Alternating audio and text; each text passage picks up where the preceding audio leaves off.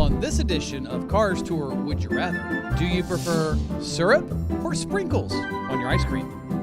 Sprinkles. I'm a calories guy, so serve too many calories. Try to stay healthy. Sprinkles mixed into some chocolate and good berries that's where it's at.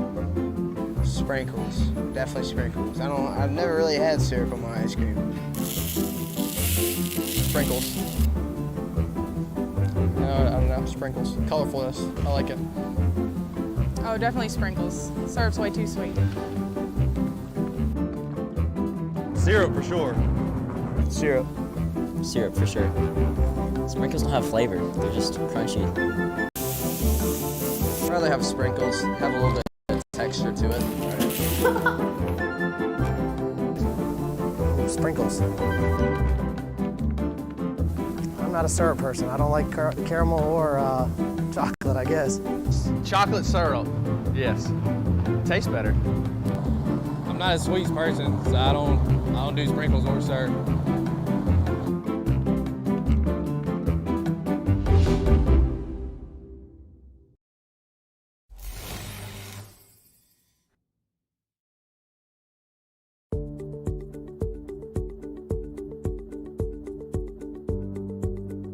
Sound art is a product that is a speaker and it's art. We combine it together and we call it sound art. What makes it so unique that any picture can be your speaker? Sound art gives you the high quality sound without the ugly speaker. This isn't a picture with a speaker, the picture is the speaker. Just imagine your wedding picture uploaded onto a canvas and now it's speaking 10,000 tunes. I mean, it's a very cool concept. What we like so much about it that you can take anything that means something very special to you, upload it on the canvas, have it hanging up in your room, your balcony, wherever you want to put it, and now it's a speaker. I mean, how cool is that? It's something that we have that and no one has. No one has this product. It's just a great gift to give anybody. It's just a neat concept. Around here we say, art never sounded so good.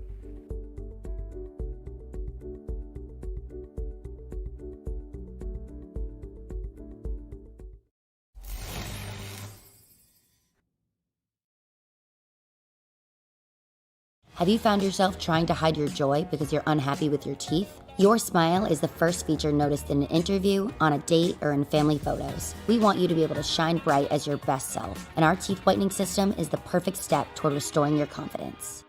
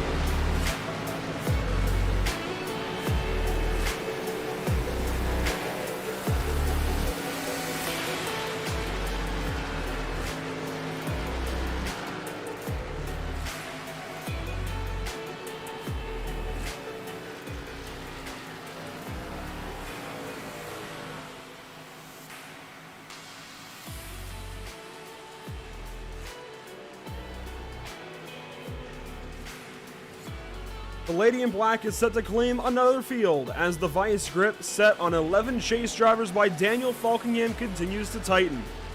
NORC is taking on that which is too tough to tame, the Darlington Raceway.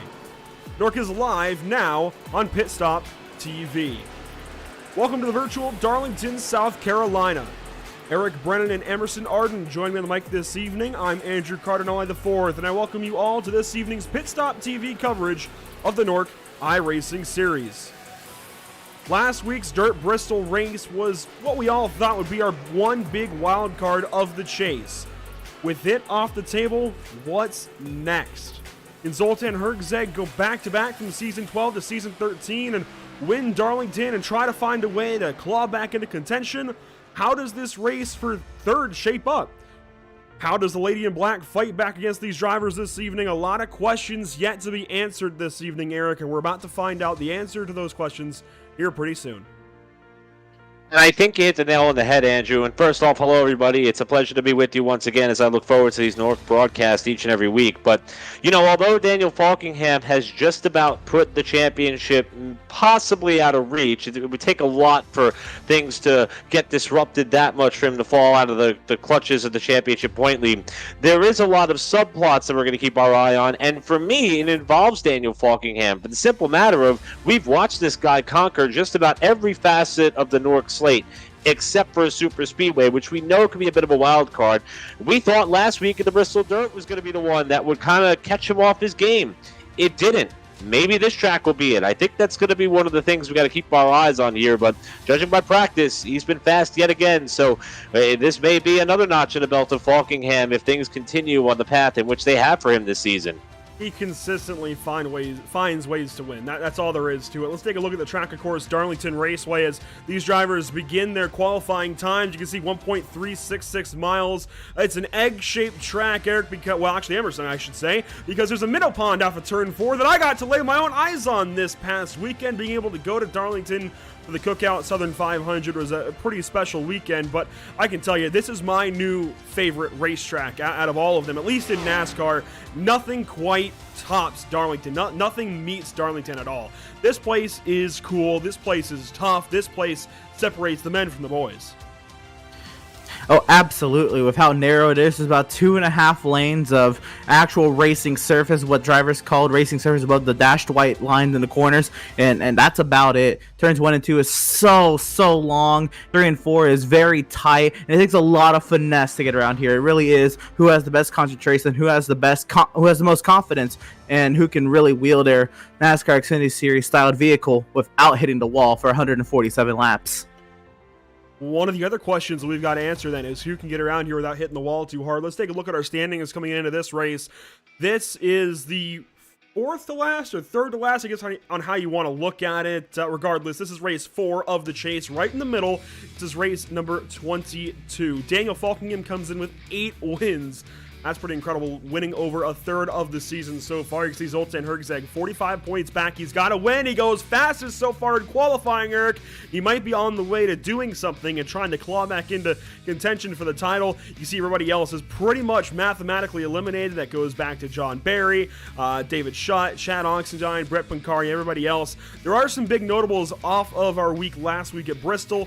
Zach Lindgren moving up, Jared Darling falling down, Howie Briss getting closer to popping into the top 10, and Hayes Booth moving up into 14th, now ahead of Ariati and well ahead of guys like Terrell Baker, Spencer Owens outside the chase. But we do want to take a look now as time is quickly ticking off the clock, and our qualifying standings, only a minute and change left to go, and Zoltan Hergzeg is now fastest.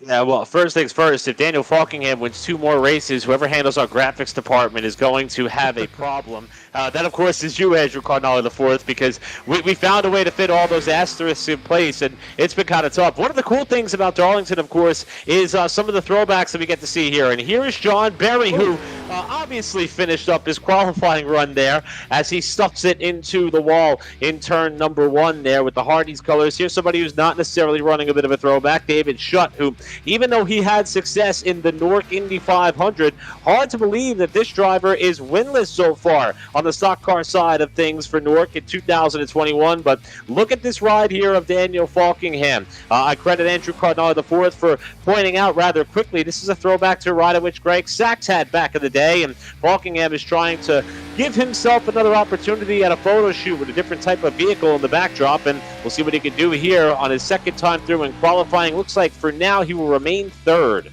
Oh, no. Check that. He goes to the top. Quick time for the 20. Money shifts, throws it into a slide, spins it out. It was a lot of fun to put that one together with Daniel over the weekend. It's a really good-looking car. Can't wait for it to go fast this evening as Tommy Gossett moves up into second in his qualifying run in a special 911 Never Forget tribute paint scheme. The number 10 on board. Oxendine goes up to 4th. David Schutt into 7th. Terrell Baker drops to 8th. And now Anthony Emery moves into that 8th position. So a lot of these guys coming out late in qualifying, but still many cars not taking a time, as Emery is going to stuff it into the barrier and call that a qualifying attempt. So 13 cars, that's it. Only 13 cars turned a lap in qualifying. Freddie De La Rosa, the slowest of them, which is pretty surprising considering he's got several track records here across the different vehicles that NORC has run over its time on the iRacing.com service. Qualifying wrapped up, then let's meet your starting field for NORC at Darlington. It's race 22 of 25, and starting on pole is Daniel Falkingham. Fun fact for all of you watching, 3 times this race has been won from the pole. It is more than any other starting position. 3 times, and Falkingham is starting first. Tommy Gossett starts to his outside in the number 10 car. Starting third this evening, it's Zoltan Herzeg. Chad Oxendine rolls off from 4th. Starting 5th this evening, it's going to be Brett Pancari, Auto Club winner, with Howie Briss, who is outside in 6th. Starting 7th, it is, of course, David Schutt in the 5 car.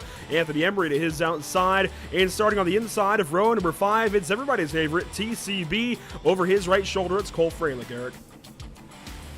Now we get to the drivers outside the top 10, including John Berry, who got in the wall after his qualifying run. And Ariadne's been on a bit of a tear lately as one of the non-chase drivers. He's going to start the 23 car in 12th position tonight. One of the final cars to take time in the qualifying session, Freddie De La Rosa, one of our winners on the season in the 33 tonight, with Bobby Chaney lining up alongside in car 24.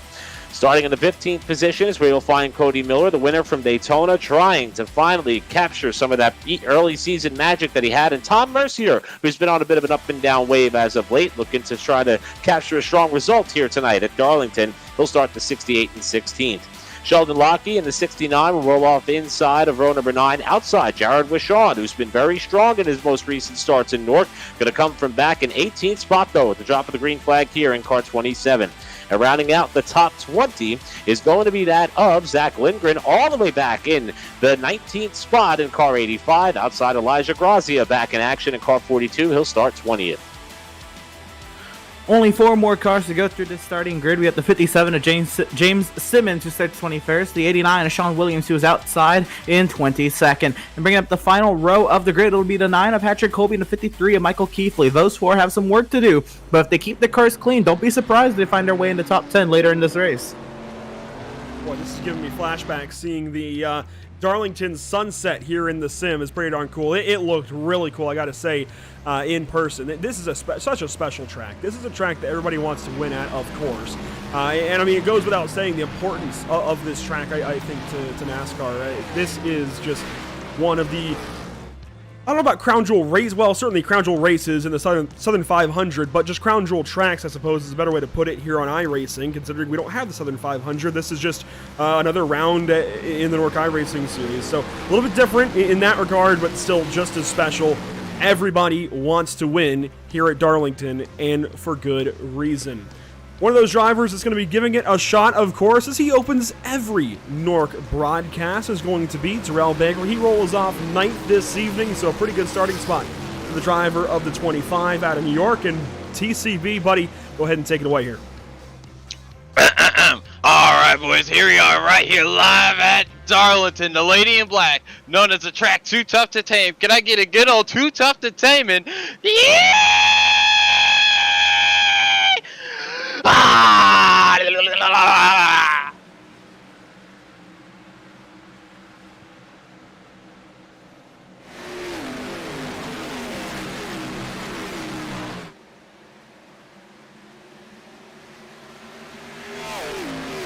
That was certainly one of the louder yee-haws we've had from TCB. Lap 1 of 147, just about in the books, passing the Darlington SC logo on the right side. Out of turn number 4, it's going to be all Daniel Falkingham across the line, picking up right where he left off.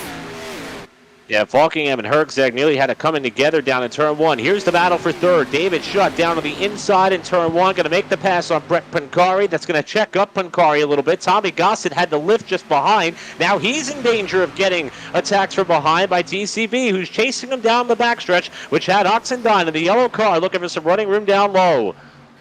Yeah, Tommy Gossett had started in second, and he just went on and dominated the MSRA Darlington race that we were going to cover on Friday night. He led all three, dominated all three stages, so he had a lot of confidence coming into today's race, and off the initial start, must have split the tires really badly, lost 3 or 4 spots heading into turn 1, and now can't even get it going in the right direction. They're heavy attack with TCB back here. We have Anthony Emery under attack from John Barry. This just inside the top 10. John Barry looking to grab some points. Of course, as Dale Jarrett mentioned back in the Southern 500 broadcast on Sunday night, one thing that sets NASCAR apart from any other sport, Eric, in the playoffs specifically or at the chase, is that non-title contending drivers, non-title contending competitors, let's put it that way, can still compete against title contending competitors, and that shakes things up. That really makes it difficult, as of course down the backstretch of Darlington you always get that sun into turn 3, but that really makes it difficult for guys like John Barry who need all the points they can get. They've got to race guys like Anthony Emery who are not fighting for a championship. That makes points even harder to grab. And we actually did have somebody come in the chase and kind of play the role of a spoiler in terms of Freddie De La Rosa back at Texas. He was one of the outsiders who came in and captured victory, and we've seen a number of names up towards the front. Remember TCB at Indy along with Ariati. You just mentioned Anthony Emery up in the top 10 here.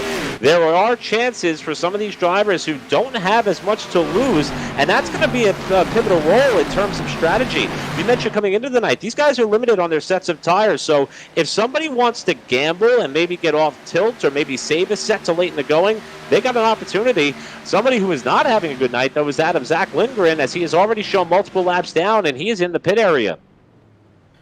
Yeah, that's a clean 85 car. I'm not exactly sure what's going on here. Coming down the pit lane once again. This is on lap number 6, 4 laps down. We'll try to see what happens here to Zach Lindgren. I believe it's a late start. I do also believe that potentially he's working through some technical issues. We'll leave him be, but the number 20 is still leading the way, going to complete lap number 6 of 147. Zoltan Hergzag in tow. Zoltan Hergzag, one of the few drivers in this field this evening that have won here before at Darlington in NORC competition, but I will say there's a longer list, I suppose, of drivers who have won here and are still racing than I would have expected. Guys like Freddie De La Rosa, guys like even, I gotta think, actually Daniel Falkingham's on the list, but John Barry, he's one of the others that surprised me. He has won here at Darlington. He is in the field. Daniel Falkingham, however, has not. Wonder if that experience maybe is going to change anything as these two do battle. And right now, Hergzag is all over the back bumper of Falkingham here. The start of the race got my attention, guys. I saw there that Hergzag tried to keep the right front fender to the left rear of Daniel Falkingham's car going off into turn 1. Actually got the left sides down on the flat, which you can get away with it a little bit more in 3 and 4, not so much down in 1 and 2, as there's a little bit more banking. Believe it or not, that 2 degrees difference from that end of the racetrack towards the tighter side of the track at 3 and 4 does make a bit of a difference. And Hergzag played nice, and you know, granted there's a lot on the line here, but Hergzag is somebody who has this track kind of figured out, and despite the amount of pressure, they're keeping a pretty good distance in the tune of a little over a half second over David Shutt, while the battle for the lead remains pretty much just about as close as any battle we have throughout the top 10 right now. Absolutely, and I mean, look who it is. It's, again, the top 2 drivers this season. Falkingham has been the class of the field, but Zoltan Hergzag, who hasn't been too far behind, and now Hergzag piles under pressure early here, and you'll see there in the 1, like you said, he's not using that apron like he did on the initial start of the race, and he's trying to get that diamond line, which is really what these drivers are starting to figure out. You enter low in 1, then you go high, as opposed to being right on the bottom side of the racetrack at the apex, until you can use the hill as your advantage coming through turn 2 to get that run down the straightaway into the very tight turn 3, almost a braking zone. You might consider downshifting on old tires. I personally wouldn't, but I know some people who have, and here in the turn 1 once again, you can already see how much they have to lift, but look at how close they get to the wall. These guys getting right up and rim riding around here. Oh, Zoltan Hergzag almost gets the wall to turn 2. One thing I noticed, sitting over outside of turn 4, is Denny Hamlin and a few others were able to keep the car up on the wall in the Southern 500. I'm not sure we're going to see that this evening, Eric. I don't think we're going to see these guys push it too close, especially not the championship contenders. Maybe if some others get in here, maybe if they get up into this battle for the lead, maybe they try and keep it right up on the wall through the entirety of turns 3 and 4, but that wall proximity model just doesn't quite work the same way as it does in real life, where you've got that cushion of air to lean the right rear on, and you can see, we'll see it again down here in turns 3 and 4, Eric. They enter a little bit lower. Even if they enter high, they generally exit lower off the wall. They turn down right here and use the hill to get them a little bit of legs up onto the straightaway. And one other thing that, of course, we got to keep in mind here with these Xfinity style cars, they do have a little bit less downforce, even though the Cup cars are running the high horsepower, a little lesser downforce. But these Xfinity cars are a little bit harder to handle as we see a move going on here on the bottom portion of the top 10. And there's Freddie De La Rosa being able to utilize the flat upon entry to make an interesting move on Howie Briss. We also saw further back in the Bill Elliott throwback machine, the number 23 of Ariati. He washed up the racetrack big time and was kind of cut a bit of a break by the car behind him and Tom Mercier. Now Cole Freilich is working on Howie Briss, who appears to be struggling a little bit here. And we'll see if Ariati can do anything with Briss off turn 4. And this is where it gets very, very difficult. You think you have the pace advantage, especially if somebody gets checked up like right there, Cole Freilich checking up Howie Briss, and Howie Briss does lift there. But most of the time, if a driver is not willing to give up that spot, and you'd be more willing to on lap 14 as opposed to maybe lap 114. But you have to go side by side into these corners. Usually the car on the bottom side is actually going to be the one that has to lift a little bit more to even make the corner not wash up to the car up above them. And it gets really hard to make these overtakes happen. You'll see a lot of give and take early as opposed to later here. And we'll see nearly 3 wide down the front straightaway. They'll think better of it, back to 2 wide into 1. One thing you'll notice is, especially early in the run, as Briss gets a bit of a Darlington stripe there on lap 15, one thing you'll notice earlier on in runs is these drivers will certainly cut each other a break. If somebody's caught them as, oh, that was Michael Keithley knocking the wall down out of turn number 2, he scrambles to the inside, lets Elijah Gracia by, and that's a great way to illustrate what I'm trying to point out. These drivers will cut each other a break. They will certainly give a lot more than they'll take here early at Darlington because they know how risky it can be to try and take. So if they get caught, if somebody drives up to them as Tom Mercier looks to the inside of Freilich, up the track they both go. I think Freilich got a piece of the fence. He's going to let Tom go right there. If somebody drives to them, they're more likely in these early stages to let somebody go than to fight. And I want to tip my cap here as Ariati uses all of the apron with all 4 tires there entering turn 3 to try to get around Cole Freilich, but we see the momentum that the high side offers, and Freilich's going to keep the nose up top and prevent Ariati from making that pass, which he's going to be able to cement here down in turn 1. But I want to tip my cap to these NORC drivers because we've seen them throughout this season, as we've already gone, knock on wood, 17 laps clean to kick off this race. This is a track where you would normally see many other leagues have problems as far as getting into a bit of a rhythm. And if we look back at some of these tough tracks that the NORC Series has run on this season, like a Dover, like an Indianapolis, not the road course, the Oval, they have been able to put together some relatively clean races considering the circumstances and characteristics that those venues have to offer. And the level of respect that is shown between these drivers across this field has been impeccable this year. And I was curious how the start of this race was going to go, but I'm with you guys. I think as we get later in the race, the take element's going to become a lot more aggressive than the give we're seeing early on here. But so far, everybody's been able to mind their manners here. And we've also started to see Falkingham stretch the gap back to Herczeg out front of the field. You know what I've noticed of Zoltan Herczeg is he's kind of walked the car up a little bit higher through turn 4. Maybe it was a mistake that last time around, but a couple times he's not exiting as low in turn 4, maybe trying to find some advantage to Falkingham, but to no avail as Falkingham just walks that gap right away from Zoltan Herczeg.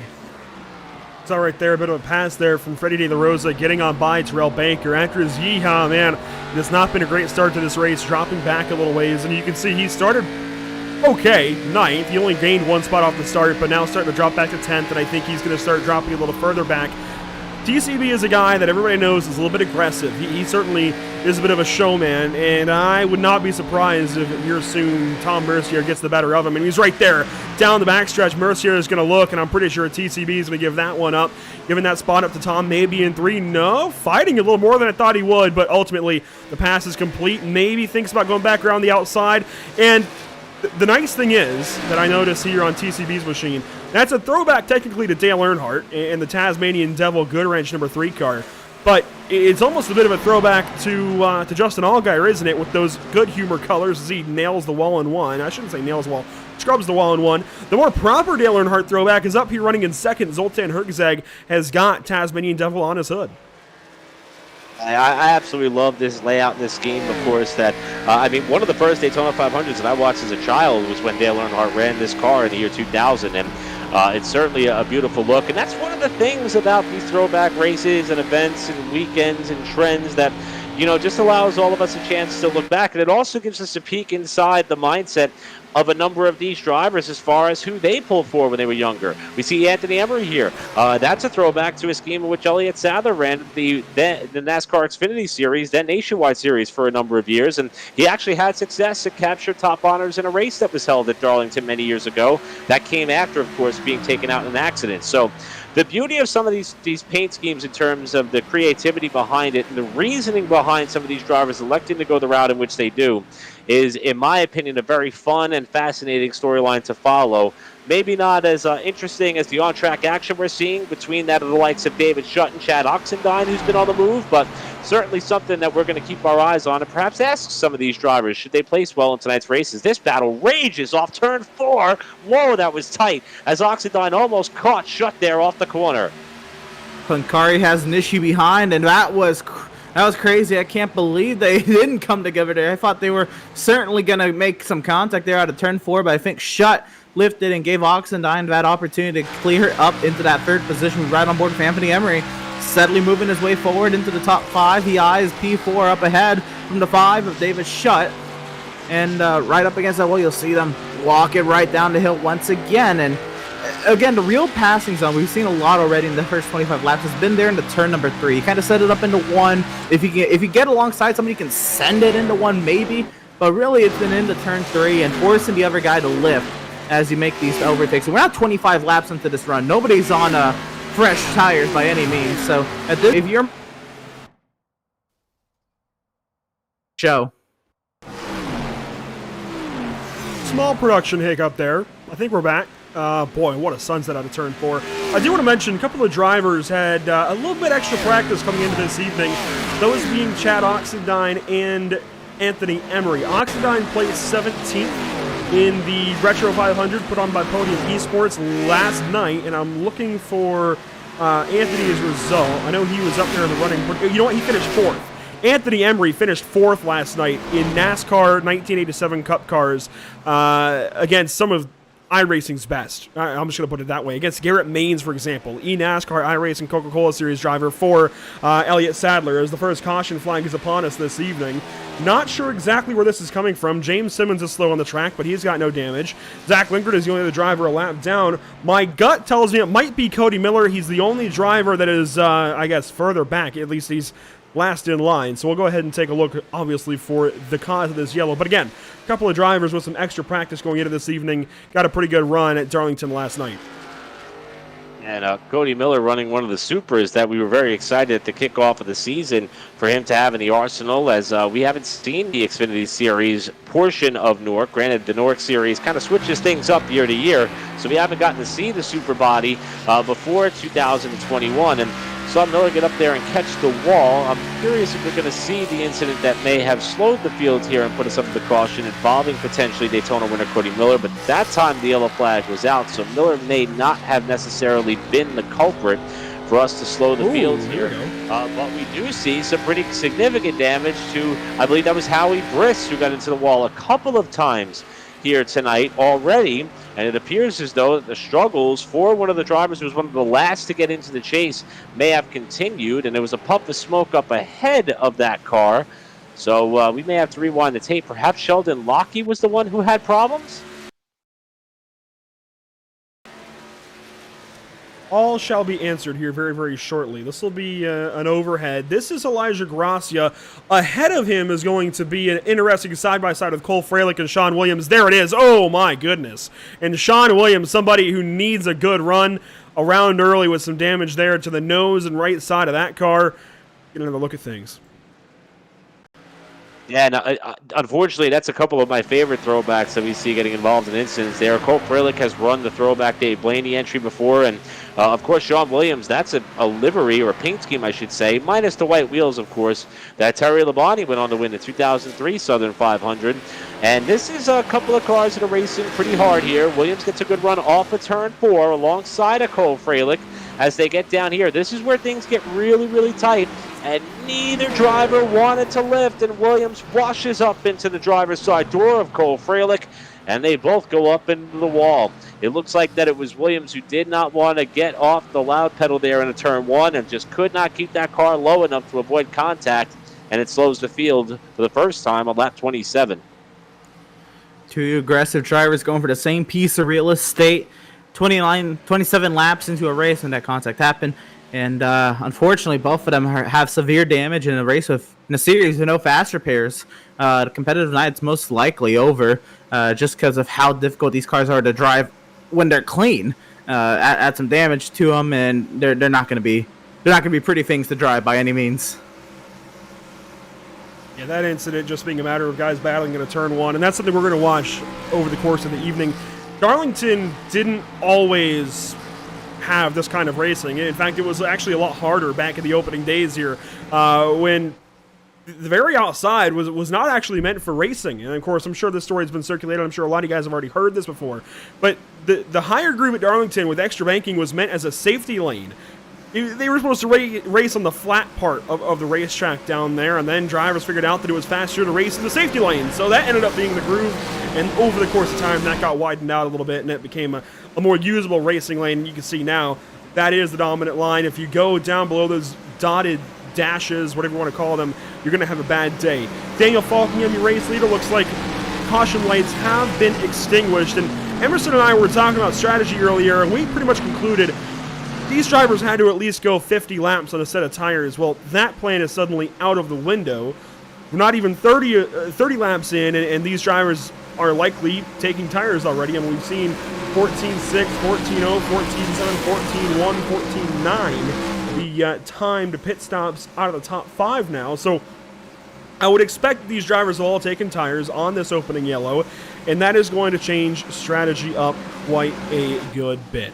The Lobster 207 First Rate Bait Motorsports, number 20. Again, the throwback there to Greg Sachs. Going to bring us back to the green.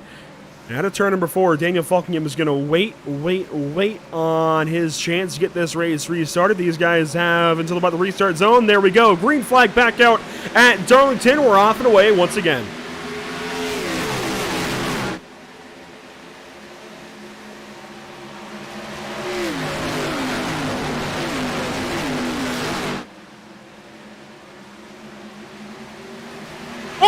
David shot hard in the wall.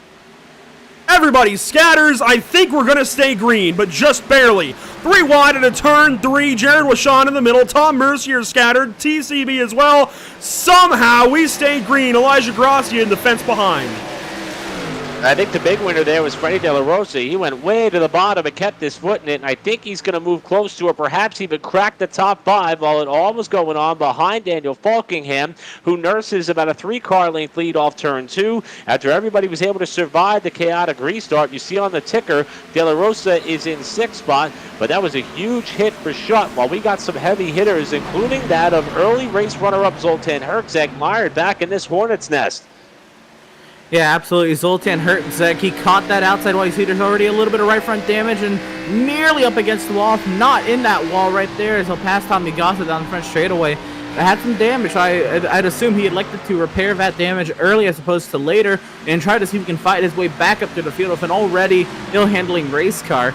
And that's going to put Zoltan Herzeg behind the 8 ball. Once again, here right on board with David Schutt, who has a lot of right front damage, right side damage, after catching the wall on the restart of this race, and a very commendable effort from the entire field to miss David Schutt, along with David Schutt for not ricocheting into traffic. Yeah, that was a good bit of wreck avoidance from the old NASCAR video games that it turned to on that restart. David Schutt, you see all the damage to his right side as TCB gets the fence in front of him, scrubs it, gets a little bit sideways. But that's the kind of hit that you'll take at Darlington as opposed to how hard David hit it. That's a hit that can usually damage your car quite a different way. You're in quite a few different ways. There we go. You don't have to deal with as much hub damage or wheel damage you might have seen in earlier NASCAR games, but here in iRacing, what you do really have to be concerned about is, more often than not, motor damage, engine damage. These cars, when you put the clutch in, Eric, they rev it, they idle at a certain RPM as he's going to go on by TCB here.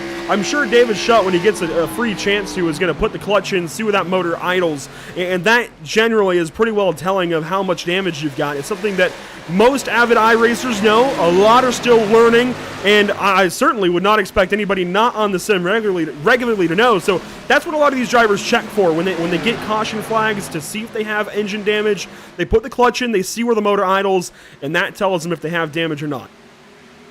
Well, I just learned something today, because that was something that I never knew as far as the sim. And again, for those of you who maybe watch for the first time, I don't get to spend a lot of time on the sim, as a matter of fact, but I do, in fact, enjoy not only these NORC races, these broadcasts, but any form of racing, whether it be real life or on the sim, because of moments like this. Chad Oxendine, two-time winner on the season, known as a short track expert, but also went out at Homestead Miami Speedway earlier this season and won there, a track where you can normally see drivers up against the wall like here at Darlington, is pressuring the points leader and 2021 win leader Daniel Falkingham for the lead. He appears to be able to roll that car through the center of the corner a little bit better and try to maintain pace with Falkingham on corner exit, as Oxendine is proving to have something for the driver we thought may dominate tonight, but so far has yet to be able to shake Oxendine. The only thing I can say here is that Oxendine is really close to the rear end there, Falkingham, and that's not going to be doing any favors for the right front tire, as Zoltan Herczeg is off the pace in turn 2. Problems for Herczeg. He's going to get taken 3 wide as Simmons drops down low. The 96 car has got big problems, drops way back. I mean, he just lost about 7, maybe 8 positions. Drops into 21st position now. The only car behind him on the lead lap is Michael Keithley, sitting in 22nd and just a couple of tenths behind. James Simmons passing him, and actually in front of him is a couple of laps down as they really check up. Patrick Colby to the inside of Cole Freilich, and that was close. They might make contact at a 2. They don't, as Simmons lifts for Colby, and Zoltan Herczeg gets a whale of a hit in on the back end of the Aaron's Dream Machine. This has been a pretty intense last couple of laps for the driver who at one point was second in this race, all over the backside of his championship combatant in Daniel Falkingham, and he's now mired back in a couple of ill-handling cars after he struggled to get through the field, did that of Herczeg, and he now is going to try to make a move underneath Cole Freilich, who lifted momentarily because Patrick Colby slid up in front of him. Herczeg and Freilich going to come very close to getting together, and there's a car on the wall behind him. That's Keithley with the sliding save. Big damage. I cannot believe that Freilich and Herczeg did not make contact there, as look at this car gets into the wall right here, coming off of turn 4. And you'll see that a lot. That's Michael Keithley again with a plain white car here, and Zoltan Herczeg trying to find his way back to at least where he was running. Right now he's in the 19th position. He still has some work to do to get back to where he was at the restart. And I mean, Herczeg has got a tall mountain to climb if he's going to get back anywhere near the top 5. Well, it's certainly not as tall of a mountain as Zach Lindgren currently has. 4 laps down. Yeah, it's going to be a rough day for him. I'm not sure if he's going to get those laps back, as Cody Miller's going to go to the outside of Sean Williams and look for that spot and take that spot away from Sean. The couple of SW Cephei machines battling. Usually Sean's channel will be featured on the side of his car, but it's always featured on the side of Cody Miller's car. SW Cephei being Sean Williams' YouTube channel. If you want to go check that out, there's a lot of great content that goes out over there. He also, of course, streams all of his races that he does, as Elijah Gracia is dropping back a lot of damage on his number 42. Remember, he checked up for that caution that happened up ahead of him, Eric, but I didn't see him take any damage, so that's just a lot of damage from everything else. Yeah, and we may see a lot of cars that end up looking like that when the night is over. And just in front of him, I want to give a tip of the cap to Zach Lindgren for staying with it. He had a late start to this race. He's now shown 4 laps down, but he remains on the racetrack. You're now looking out the backside of Lindgren's number 85, now out the front of that number 85 car. And, every time I see someone who maybe doesn't get off on the right foot and somehow finds a way to keep themselves in the game somehow, despite being perhaps out of contention, I think it's something worth noting. It says a lot about this young driver, his level of sportsmanship, and who knows, if we get a bit of yellow fever and he remains the first car more than 1 lap down, as Simmons is well off the pace, 13 laps off the leader, maybe he could work his way back up on the lead lap and try to salvage the night. But he's definitely learning a lot here tonight for sure by staying with it. Yeah, absolutely. And again, I think this is more a, just for fun. I I personally enjoy driving a lot of cars here at Darlington, just because it's a fun track to drive, and I'd imagine, to stick with it, see if you can get that break. If it was, a race like last week where you can get a bunch of yellows in your favor, you might be sitting pretty. And here we got, this is Tom Mercier trying to look to the inside here of Sheldon Lockie for 9th. Lockie holds station on the high side through turn 4, and he'll make it work. He'll now try to gap down the straightaway and try to hold off Tom Mercier's attacks into turn 3 once again. A lot less side-by-side racing in this line than I would have imagined. This is just a line of cars from Freddie De La Rosa in 6th down through Terrell Baker, who we're on board with in 12th, who hits the wall at turn 2. He's going to lose a lot of time to Brett Pincari, but he's got a pretty good space back to Howie Briss. And that would be for 13th, who actually loses a spot to Tommy Gossett, who now moves in front of the 97 car. So Tommy Gossett up 1 position and into 13th. But this line of cars here battling from 6th, as I mentioned, all the way down to 12th, as Tom Mercier suddenly has lost a lot of spots in this little line. He was just behind Jared Wishon, who is currently in 8th. So he was in front of Sheldon Locke. He loses a couple of positions there. Now in front of Terrell Baker. My point is, these guys in a line just figuring each other out and getting into a long-run kind of mentality. We saw a lot of side-by-side at Darlington over the weekend, but it's a lot more difficult with thick setups, Eric, to drop down onto that first lane of the apron right below the dotted white line. And in the real NASCAR races, of course, those drivers are set up in pretty good stock cars with pretty good setups underneath them that are set up to handle that kind of thing. As Tom Mercier lifts center of the corner, lets TCB go by. Next will be Tommy Gossett coming up behind him. But these guys can't get down there quite as easily. We've seen it a couple of times. These guys have tried. The car won't handle it. Yeah, absolutely. And I think that once we get to this point in the race, remember the first caution came out on lap 27. We're now 20 laps removed from there, 100 laps to go. Make that 99 laps to go as the leaders hit the stripe. I think we're also starting to see some of the guys who may have really good long-run cars that knows who are struggling once they eclipse that 15 to 20 lap range. And Daniel Falkingham is one of them who we watched him fend off Herczeg, watched him fend off Oxendine. Now he's starting to open up that gap. We'll check in on the leader right here. He's starting to open up that gap again. Last time we checked in, Oxendine was only about 4/10 off, and he starts to gap the field right here. And we start to see some of the competition, start to slide back and not maybe manage their tires properly, and especially knowing that they're limited in the fashion that they are. And we don't really know when the cautions are going to fly. There's only 2/3 of this race left to go. Falkingham is just putting himself in position perhaps to cash in on yet another victory tonight, because nobody seems to have the same long-run speed as he does right now.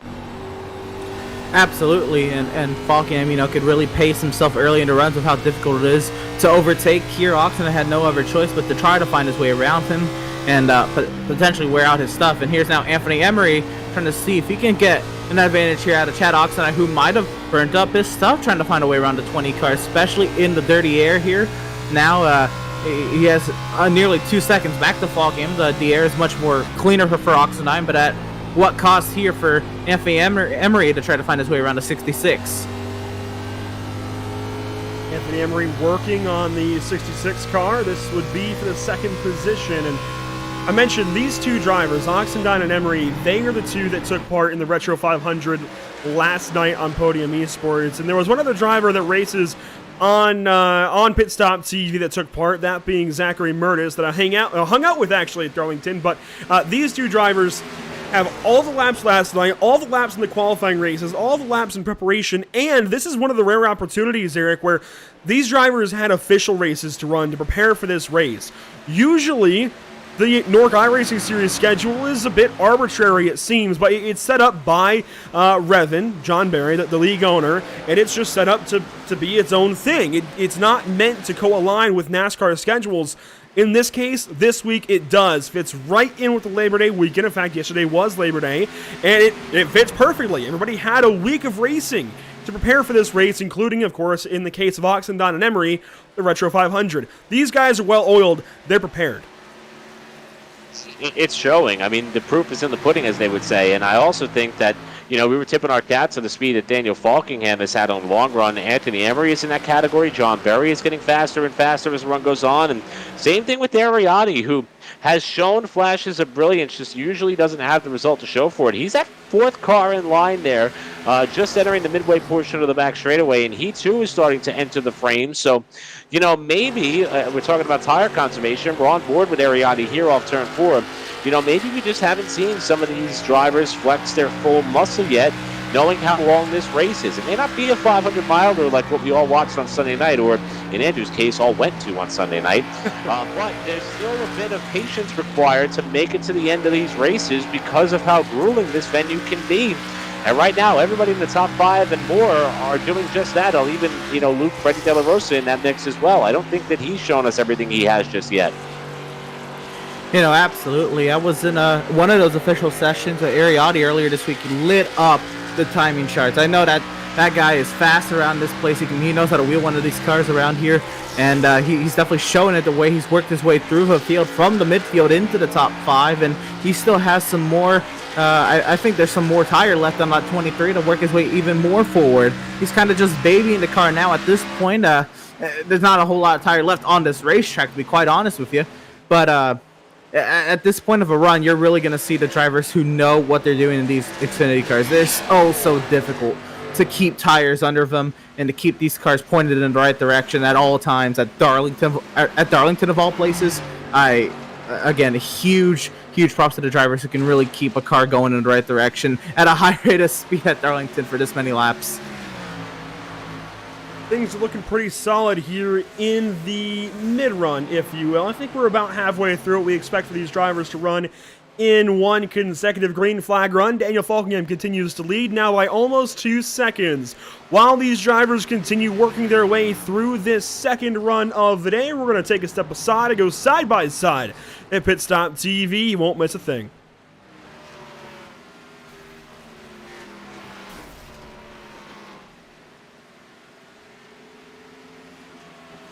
Have you found yourself trying to hide your joy because you're unhappy with your teeth? Your smile is the first feature noticed in an interview, on a date, or in family photos. We want you to be able to shine bright as your best self, and our teeth whitening system is the perfect step toward restoring your confidence.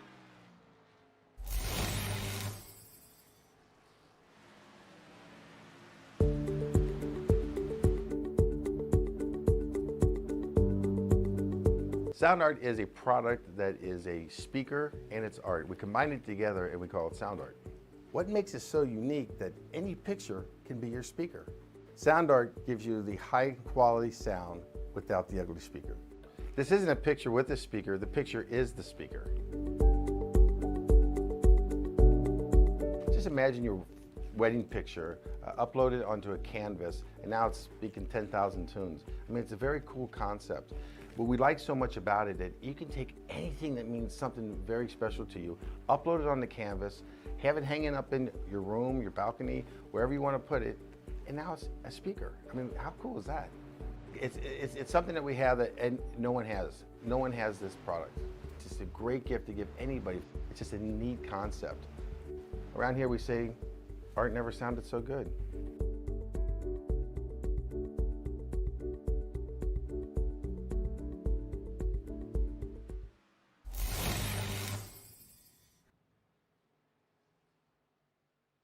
After months of quarantine, we're all interested in how we can become our best self. The team at Permanent Makeup and Cryo is here to help you get the flawless makeup look every day without the extra effort or time. When it comes to your appearance, you deserve the best care that money can buy. Have you found yourself trying to hide your joy because you're unhappy with your teeth? Your smile is the first feature noticed in an interview, on a date, or in family photos. We want you to be able to shine bright as your best self, and our teeth whitening system is the perfect step toward restoring your confidence.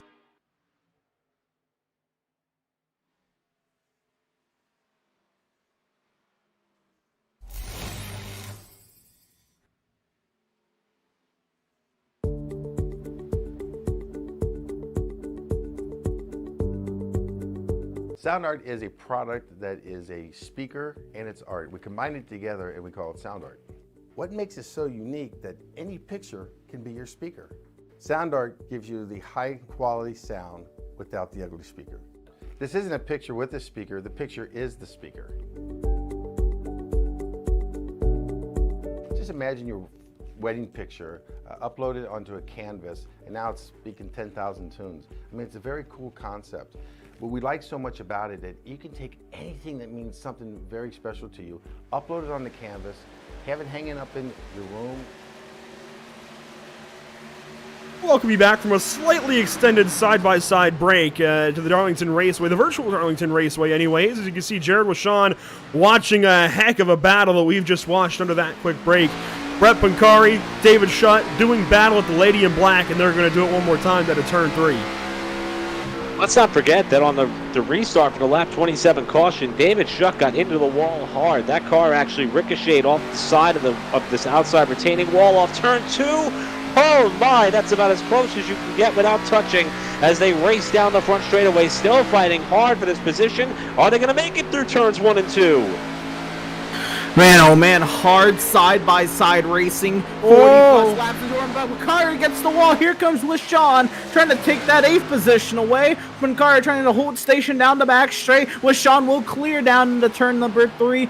But again, very commendable effort from these drivers to keep it clean for as long as they did side-by-side at this age of tire. And suddenly that opens the door for Tommy Gossett. He's in the 10th position. Recently moving into the top 10 is the driver out of Tennessee and is looking for 9th if he can get by Brett Pancari. And I got to say, we're talking about throwback schemes and everything. Let's just take a moment to acknowledge the car in which Tommy Gossett is running, as we all know that this coming Saturday will be the 20-year anniversary of the September 11th attacks. And I want to tip my cap, of course, to Tommy for taking a moment to recognize that with this car. As a New York native, it was a horrible day for so many all around the country and even around the world, as a matter of fact. And for Tommy to elect this night, where many have paid homage to favorite throwback schemes and other elements of the motorsports, Tommy elected to take this time to reflect on the terrible events that took place 20 years ago this Saturday. So from a non-biased perspective, I hope that Tommy can keep that car in one piece and give it a good run tonight. Right now, he's rounding out our top 10 and watching the madness unfold in front of him in that fight that is now 3 cars deep for 7th on back. It's about to be a 4-car battle. Down the front stretch, this will wrap up lap 67, I believe, for these drivers. Now on lap 68, the leader being so far ahead gets them onto that lap a little bit sooner. These drivers, in fact, are about 12.5 seconds behind race leader Daniel Falkingham, and that's getting closer and closer, Emerson, to being about a half a lap. With that in mind, as Jared Washon is going to bow out of this battle and try and get in front of, nope, that's not going to work. Not going to get back in front of Tommy Gossett quite like that, so he loses another spot. That promotes Tommy up to 9th. And now he'll work on 8th. As you can see, Zoltan Herzeg is joining these guys. But let's talk about a bit of a strategy here, Emerson. We talked a little bit in our little side-by-side break what these drivers might do. And I still think these drivers will go a little bit further on, maybe an extra 20 laps from here if they can manage it, and try and use that lap 30-ish yellow to try and go at the end on just one more stop. What say you? Yeah, so, from the drop of the green, we were thinking it was going to be a very tough one stop. It can go about 70, 80 laps on fuel if you push it at Darlington, maybe. But now with that lap 30L, it made it all the more easier. Not to say that it's easy by any means, but easier than what it was, as Pancari now falls back behind Tommy Gossett. Tommy Gossett making his move forward there in 8th. But, yeah, I think now that the one stop is a much more viable option here from lap 30 yellow to... say you pit at lap 90 to split the rest of the race in half. I think a lot of these drivers are going to be going for that. But now, if you're planning on short pitting at that, you'll probably use a little bit more tire now, as you plan to maybe save some tire later, maybe play some defense if you short pit at that lap 90 threshold or thereabouts. Or if you try to go long there and try to have fresher tires for the last stint of the race, then we could see maybe some that give and take not be so prevalent throughout the field. There you have it, Emerson Arden's expert analysis of what we might see these drivers do as Pancari maybe, he's going to watch a side-by-side battle. Gossett on Schutt, puts him in the fence! He just put David Schutt square in the wall. He gets the spot, but at what cost? David Schutt going to drop down into the 9th position, and that will be one that he remembers. David Schutt will not forget that, as now Pancari maybe going to do the same. No, Schutt gets it back. Schutt is seeing red, and it's not just on its hood. That was I was holding my breath there because I just said that I want Gossett to keep that car in one piece. He almost did not, and almost took David Shutt with him as Bashan got sideways off the corner. Now Pancari's going to try to pull a bit of a slider here. Not quite up alongside just yet as they'll race side by side off the corner. We talk about give and take, guys. As we hit the halfway point, we can see that balance starting to shift a little bit here in this fight in the top 10. Yeah, David Shutt hasn't had the best of days thus far. Already gotten to the wall on the restart of this race, and then getting bodied by a non-championship competitor. There, this lane to a run has got to really hurt. Zoltan Hertzeg looking to take advantage of that as well now. In the turn number 3, right up against the rear end there of David Shutt. Hertzeg trying to find Dave, and the Shutt get the wall there. Maybe, maybe not, but he is not going to let this spot go. He is not happy with the driver out of his windshield. He wants to get back up there to Tommy Gossett and at least fight for that spot. Not going to say that he would do anything, maybe, I guess, not nice, if you will, but he would certainly go up there and battle right now with Tommy Gossett and would give him heck, if you will. Pancari now going to watch as Zoltan Hertzeg goes ahead and gives it another go to the inside. The slide job not quite clear. Couldn't take it away from the 5 car, but maybe on corner exit he can do something so close to each other once again. And I had the pleasure of sitting there right out of the exit of turn 4, and I happened to see when Bubba Wallace, Bubba Wallace and Christopher Bell and Chase Elliott all made contact, and that cut Chase Elliott's tire. I can tell you, turn 4 narrows up quite quickly, and it will catch a driver out very, very easily. They're coming up here on Cole Freilich, who has gone 1 lap down in the Dave Blaney Amico number 15 throwback, and Cody Miller is the only other driver to have gone 1 lap down under green flag competition so far. Problems for Pancari. He's pitting. Never mind. Not problems, but he's pitting. Pancari's going to be one of the first cars to test out what was going to be my next talking point. This is probably right up there with Dover as far as one of the most difficult pit lanes to get on under green. The racing groove is about 2.5 lanes as Patrick Golby looks like he's coming off the pit lane here, but this racing groove is about 2.5 lanes off the outside retaining wall. And that means that the bottom of the racetrack is what collects all the dirt, dust, rubber, marbles, whatever. And that really makes getting onto the pit lane and down to pit road speed, albeit while turning through turn 4 in order to try to slow that car down and running through all that dirty stuff. It makes it very difficult. It makes it easy to miss the entrance to the pit road, and it makes it very easy to speed. We will see if everybody's able to execute these potential green flag pit stops without a problem. And you definitely want to stop early because the swing in tires could be a big benefit. Absolutely. You're going to get a massive advantage, especially if you get clean air right now. Massive advantage to you if you can get out there. And I think Brett Pancari has wrecked it on the front straightaway on cold tires. Brett Pancari slow on the back stretch.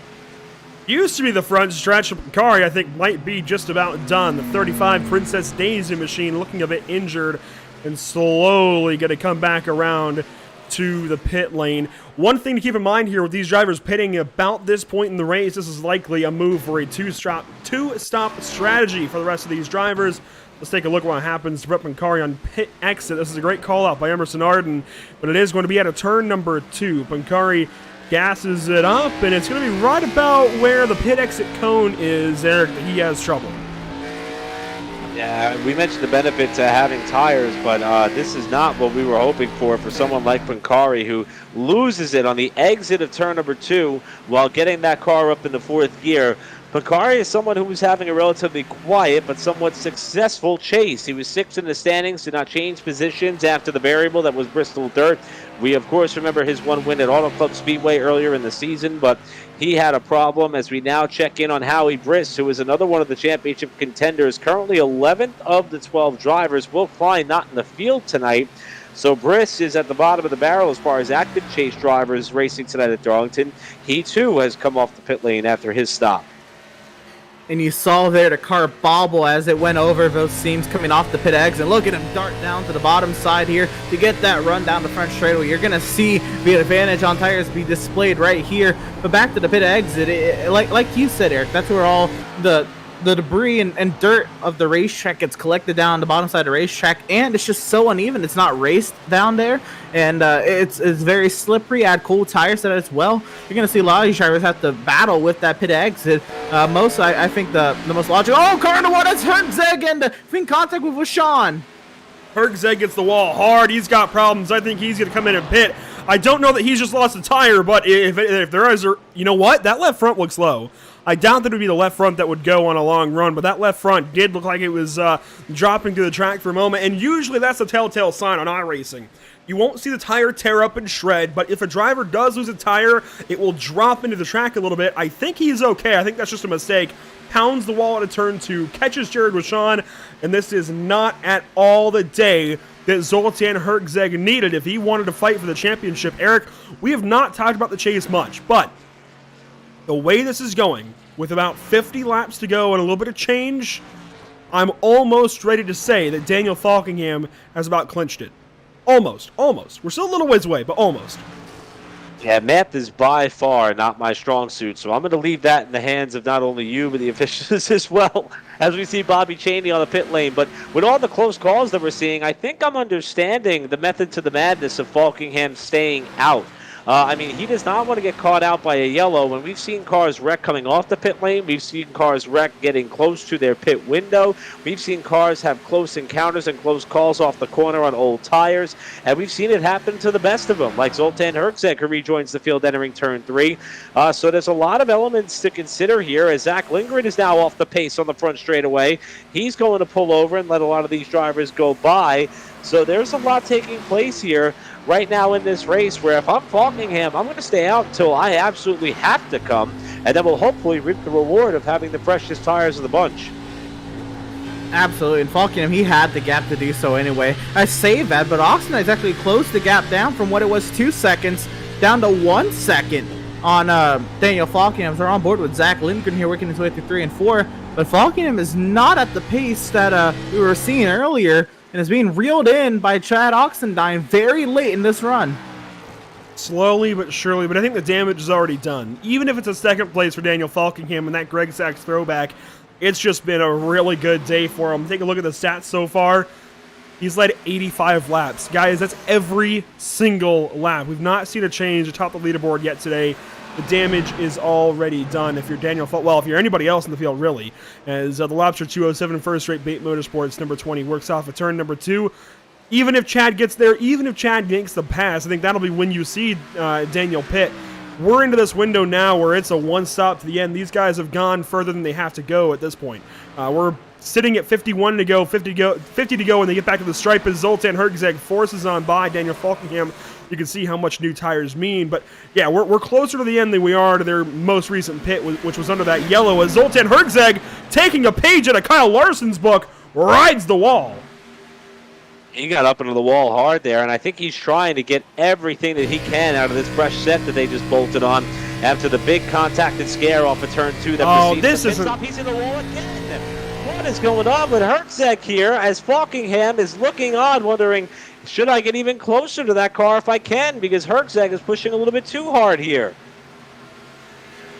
I think these are last-ditch efforts from Hertzeg. He's not liking the handling of the car as it gets into the wall again in the turn 3. This is so unlike Zoltan Hertzeg, struggling with his race car on lap 88 of 147 here at Darlington.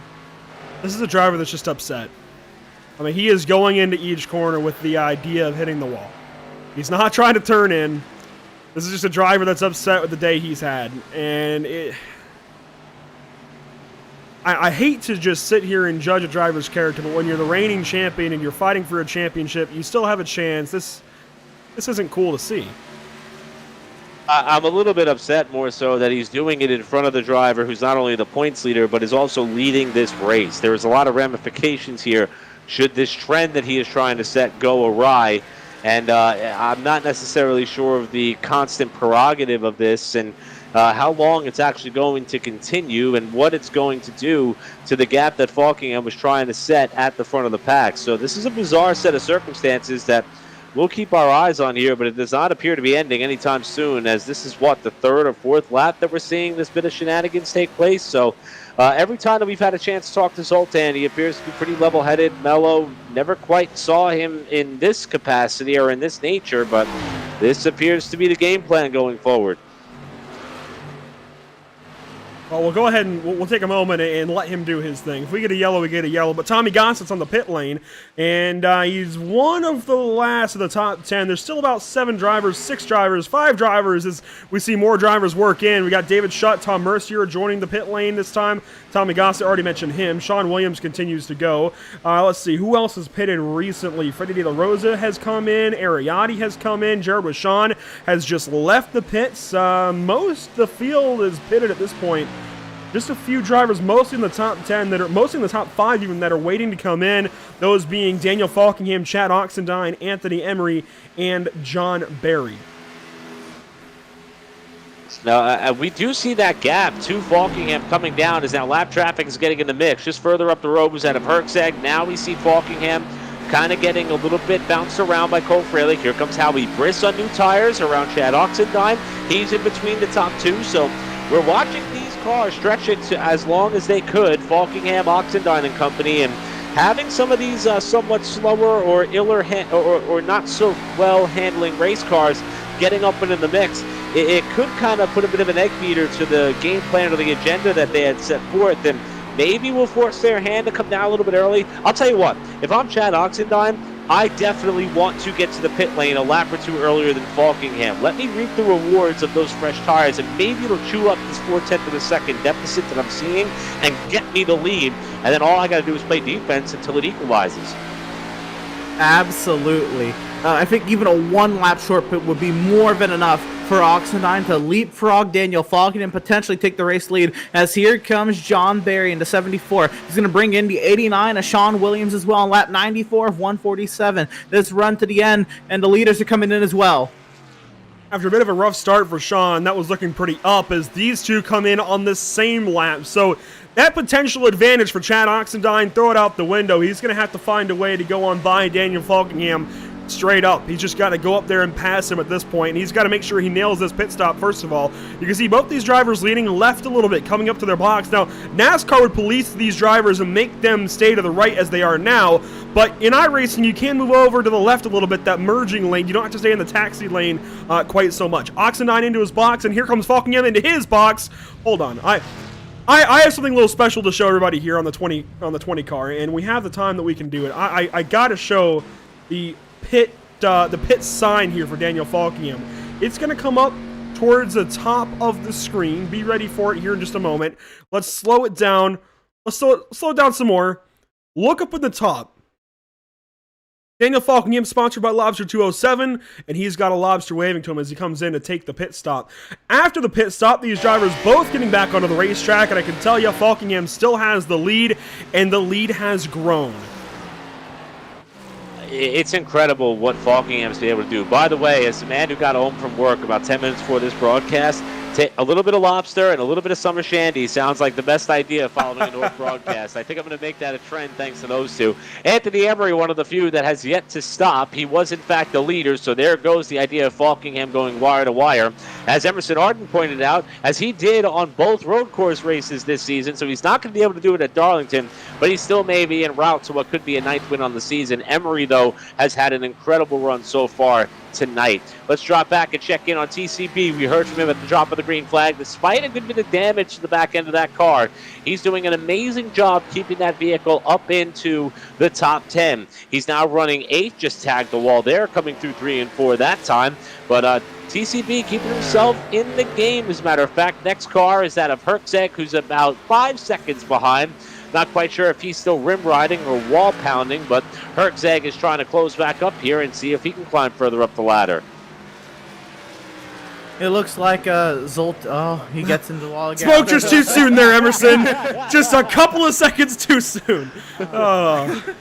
Taking a shallower line to get to that wall, I'd imagine, but Wishon will power right on by Herczeg for position. So I mean, I don't see any advantage to this anymore. Wall riding usually is frowned upon, but at this point he's just destroying his own car and losing time. But Herzig still in the top 10 at VAT. TC Bevo, with the damage he has to his car to hold on to 8th, is very commendable at VAT. With Sean in 9th as well. Hard days all around, this bottom half of the top 10. Bad corner there for Daniel Falkingham. He may have just hit the wall. The right side of that number 20 is caved in a little bit from what I can tell, and that brings the 66 right back to this battle for the lead. I was noticing that as we were watching Zoltan have some fun, I was noticing that the gap was just dropping by 100th, then a 10th. It was closing very, very quickly. That last lap in 3 and 4 was not good for Daniel. And that may prove that no matter who you are, how good of a car that you have, it only takes one mistake to upset the apple cart as far as your performance at Darlington, and that may be what Falkingham just did. Remember, these two pitted on the same exact lap. Falkingham had an edge by a significant margin coming off the pit lane. One bobble, one mistake, and Oxendine is having a peek as they go to 3 for the lead. The first time today since the initial start in turn 1 that Daniel Falkingham has been challenged on the racetrack for the race lead. Chad Oxendine will not have that advantage coming out of turn number 4, as Falkingham will walk it down the straightaway once again into turn number 1. But now the lap vehicle, Bobby Cheney, along with not being in the rhythm as much as he was before pit stops. Cheney slows up Oxendine and they're off the corner. As a driver, especially Bobby Cheney's calendar, you got to look in the mirror and see a leader coming and stay up out of the way. I know that's a tricky corner to try and pass a lap car in, but I think a better job could have been done there. Regardless, we're inside of 50 to go here, Eric. These laps ticking off and away, and these guys went almost 65, I believe, before they pitted. We're well within that window. These guys are pretty well good. They know they can go to the end from here. It's a matter of how hard do they want to push.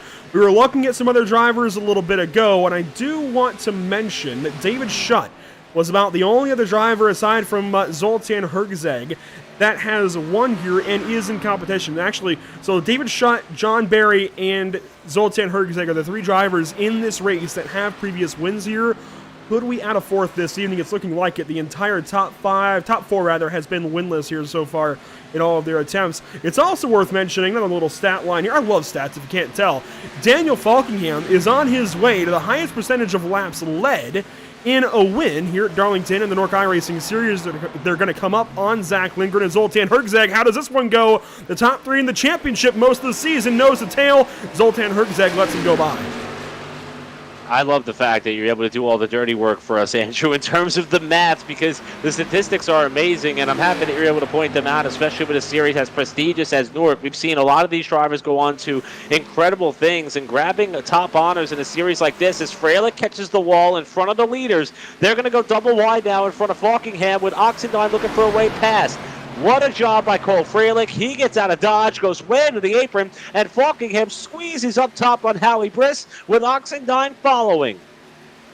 I'd have to imagine the amount of pressure from Daniel Falkingham potentially clinching in the seat of that car as he approaches lap vehicles is enough to make a diamond, because that is a lot going on around this 20 car while battling Chad Oxendine in a potentially ill-handling race car at that.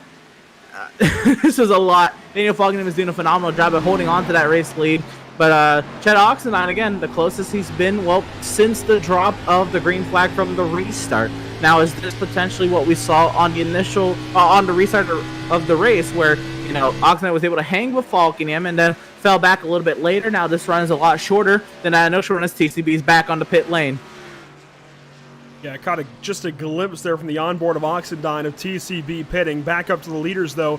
These two just staying in lockstep formation. I'd imagine, Eric, we're getting ready to gear up for 40 laps of these two duking it out at Darlington. This is why this place is so special. This is why this place is so fun. You get so much that comes at you, even with about 20 cars still running. In fact, 21 still on the racetrack, as something's happened to Tommy Gossett recently, and he is out of this one. With only 21 cars, we're still getting that lap traffic. We're still getting the side-by-side racing that we crave here at Darlington. There is still so much that is so special about racing here. And, when we only have 10 cars on the lead lap like we do now, I mean, it just kind of is what Darlington brings, whether it be real life or the sim. I mean, that's just how this place kind of evolves. And the fact that we've got 2 cars that appear to be as evenly matched as Falkingham and Oxendine, and there's been a bit of a rubber band effect. Short run, they're pretty even. Maybe Oxendine's a little bit faster. Medium run, or I would say pretty much the long run, Falkingham's able to pull out an edge. But once they start having to negotiate their way through some lap traffic, they all kind of come back together again, as Oxendine may have a little bit of a better handle on his car in dirty air, and that may be what's helping him stick with Falkingham and pull right up to the rear spoiler in the middle of 3 and 4 with more traffic ahead. We might be in for a bit of a thrilling finish here tonight, as you saw on Sunday night, Andrew, and Emerson Arden. I'll tell you what these guys are putting on here right here, it's difficult to do at this track. Absolutely. I'd have to say maybe Chad Oxendine able to get a little bit more apt to the dirty air, being in Daniel Falkingham's dirty air for majority of the race, while Falkingham has been in cleaner for majority of the race until he gets into lap traffic. I think that'd be a huge factor in this battle, as Patrick Colby will give way to the two leaders that are still nose to tail around this racetrack. And at this point, Oxendine just filling the mirrors of Falkingham. And again, later into this race, the pressure ramps up. Oxendine not being too aggressive right now, but just putting himself there, putting himself in the head of Falkingham to keep him on his toes, to make him be perfect the rest of this race. While these two go out, I do want to highlight a battle further back, as Freddie De La Rosa, Ariani, and Anthony Emery are doing battle. This is for the third, fourth, and fifth spots on the track. Anthony Emery, the furthest back of these three, in the 5th position. You can see Freddie De La Rosa right up on the top side. Anthony gets a run right to him, and to the inside of the 33 will go Anthony Emery. The number change for Freddie De La Rosa puts him back now in 5th. Pretty good run, though, so far from Freddie, who holds several lap records here at Darlington in the NORC iRacing Series. Now Anthony takes a crack here at Ariani. Can he do anything into turn 3? Let's remember, Anthony Emery was one of the last cars to pit. He stayed out, led a couple of laps after Falkingham and Oxendine came down together. I don't know if he can make up this 8-second deficit, but he has driven his way up into 3rd right now. He's certainly, or I would say possibly, going to kind of shave that down, but should we get a caution, everybody's got enough sets of tires in the pit area to come down and make it a bit of an equalizer. So Emery deserves a little bit of praise here for playing the strategy right to at least race his way up into a position to battle the two best cars we've seen all night. It's been a great run for Emery so far, and he may not be done yet, as we got Freilich back on the pit lane.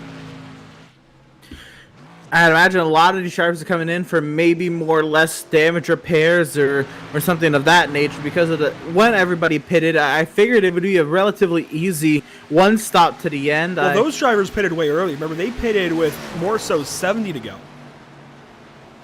That's right, and I guess, yes, then the 110 mark would be that 2-stop mark from the lap Freddie caution, so I guess that would make sense. We'll see how it all plays out. I'm starting to realize here, I think with the sheer pace that Daniel Falkingham has, I don't think there's a whole lot that 2-stop strategy can pull off here, but we'll have to see maybe who can make it into the top 10 as opposed to who's in the top 10 now, maybe on that 2-stop strategy. There might be another pass here. This is right in front of our race leaders. This is going to get tricky as Tom Mercier goes right down to the inside of David Schutt. Oh, this is going to get tricky. Tom is trying for the 8th position on the racetrack, just on the lead lap. You can see the Valvoline 5 eke out an advantage down the front stretch here at the Darlington Raceway, down to turn number 1. And Tom's going to gas it up and get some time made back up in the center of 1 and 2. Maybe. Digs down to the bottom side of turn 2. They'll go down the Bowen backstretch. Battle's going to continue here with Mercier perhaps hinting that he's going to come to the pit lane or at least let the leaders go by. That's a great move by Mercier as he now goes a lap down. That will make David Schutt in 8th place, the last car on the lead lap, and he is not giving the leaders any room at all. Huge play here for Chad Oxendine to potentially take an advantage here, take a shot at Daniel Falkingham. Doesn't do so, as they were already too wide down the front straightaway.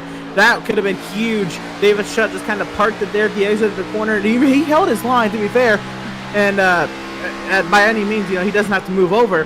But at the same time, Falkingham had to just really back out of it there, and Oxendine can't believe it. Take contact there to the center of 3 and 4. Oxendine tried to get to the back bumper there. We'll have to gather it back up and go at it again as we got 31 laps to go. I don't think that was a plan to try either from Chad Oxendine. I think Daniel Falkingham just checked up a bit more at center of the corner than Chad was predicting. And we're starting to see, I think this pressure for the first time all season might be starting to get to that of Daniel Falkingham. We've not seen this guy crack under any kind of pressure yet. This might be the first time that we see it. It seems like Chad is there. He's just got this track on lock. And I go back to running the Retro 500. He went and finished 17th. Maybe not a fantastic run, but still ran really good, put it in the top 20, and that is beating out half of some of the best sim racers on iRacing. He did a fantastic job last night trying to do it all again. Trying to turn some heads, and Chad Oxendine, as we got smoke up ahead, looks like somebody may have had a problem, but it has not drawn the yellow flag, so we stay green as there were 2 more lap cars up ahead of the leaders. But Oxendine has a bit of a reputation in terms of being a great short track racer, and he is, but he also is someone who knows how to get around some of these very tricky intermediate tracks. And you know, he proved it to us as Homestead, as I said on the broadcast earlier, and he's finding a way around Darlington. And he's also somebody who has, in my opinion, the right attitude. Psychology and approach to venues that are oftentimes tough really do require your head to be in the right space. Chad Oxendine, anytime we have him on as far as an interview by virtue of a top 3 finish or a strong finish, as that's Freilich on fresh tires going by, he appears to have the right mental approach, and I think that could parlay into success tonight, whether it be a podium or his 3rd win of the season. We'll see what he can do with Falkingham here as we're starting to approach the final 27 laps of this race next time by. I 100% agree with Here we go. Yeah, how about this? This is Oxendine to the inside of Falkingham. He has the preferred line in the 3 and 4. They go side by side, and Oxendine is not clear. Falkingham fights back on the outside. Cole Freilich hit the wall to turn 2 and played catalyst to all of that. Now, Falkingham's got to defend once more. Oxendine down low. Freilich ahead, and I think Falkingham has got the better line through 1 and 2, certainly up top. Does Oxendine lift? No, he stays right on the inside of that 20 car, still side by side for now almost an entire lap, and now Chad drops back in behind. That's off to Sean for being able to pull aside and give way. Now Oxendine with a run on the bottom of the racetrack through 3 and 4. Falkingham will surge ahead, but the best news for these two, at least for that of Oxendine, more traffic ahead. That has been the variable so far. Looks like they're going to come up here on the backside. Let's see what car they're about to encounter in turns 1 and 2 as they're catching them relatively quickly. That has been what Oxendine has been so superior as far as being able to navigate lap traffic. That's Simmons, who is multiple laps down. He yields to the leaders in turn 3. He'll let them go while Oxendine gets a better run in 3, and I don't think Chad's done yet. A nudge there through 3 and 4 once again. Oxendine letting Falkingham know he's there, or at least letting him know that he feels he's better through the center of the corner. Now, with 25 laps to go, we continue on here, and Falkingham doesn't look like he's calm by any means. I do think the pressure has got to him. I think the lap traffic putting him out of his normal rhythm has got to him, and he's having to hold on for dear life in that 20 car right up against the outside wall at the track that is tagged as too tough to tame.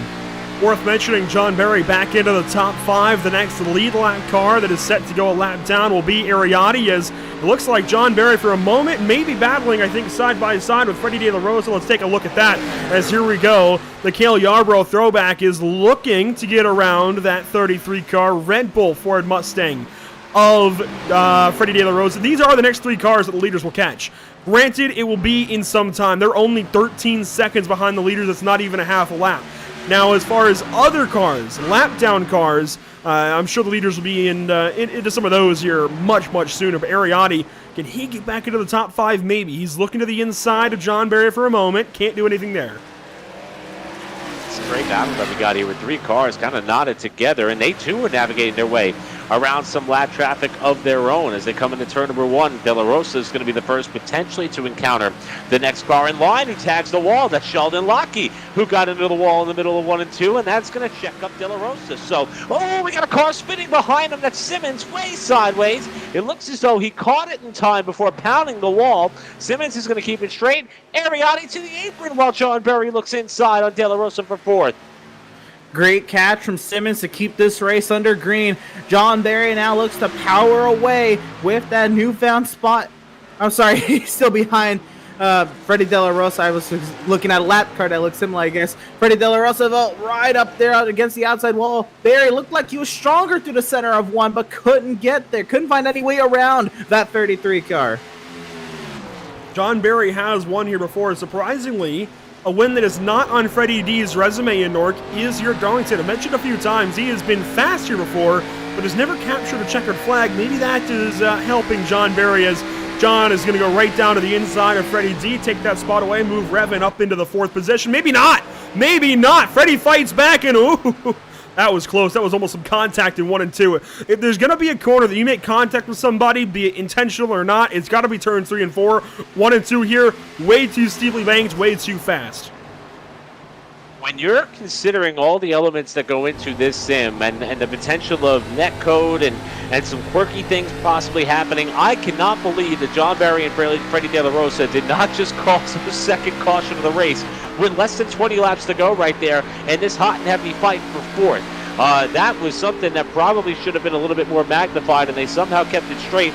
But the key word I should use there, or words I should enter into the fray, is for now. I don't think they're done yet, as Barry's trying to size up De La Rosa, the Texas winner, in this fight continuing. And look at Barry get sideways there on entry. Here we go once again, now out of turn 4. This is where John has been able to get the run off the corner down the straightaway. Can he send it down to the turn 1 without making contact with Freddie De La Rosa or the outside wall? He'll send it on in there, but De La Rosa gets the run on the outside through the entry of 1. He'll hold station in that 4th position and enter Ariotti into this battle. This is again where I bring up the fact that Freddie D is not a chase contender.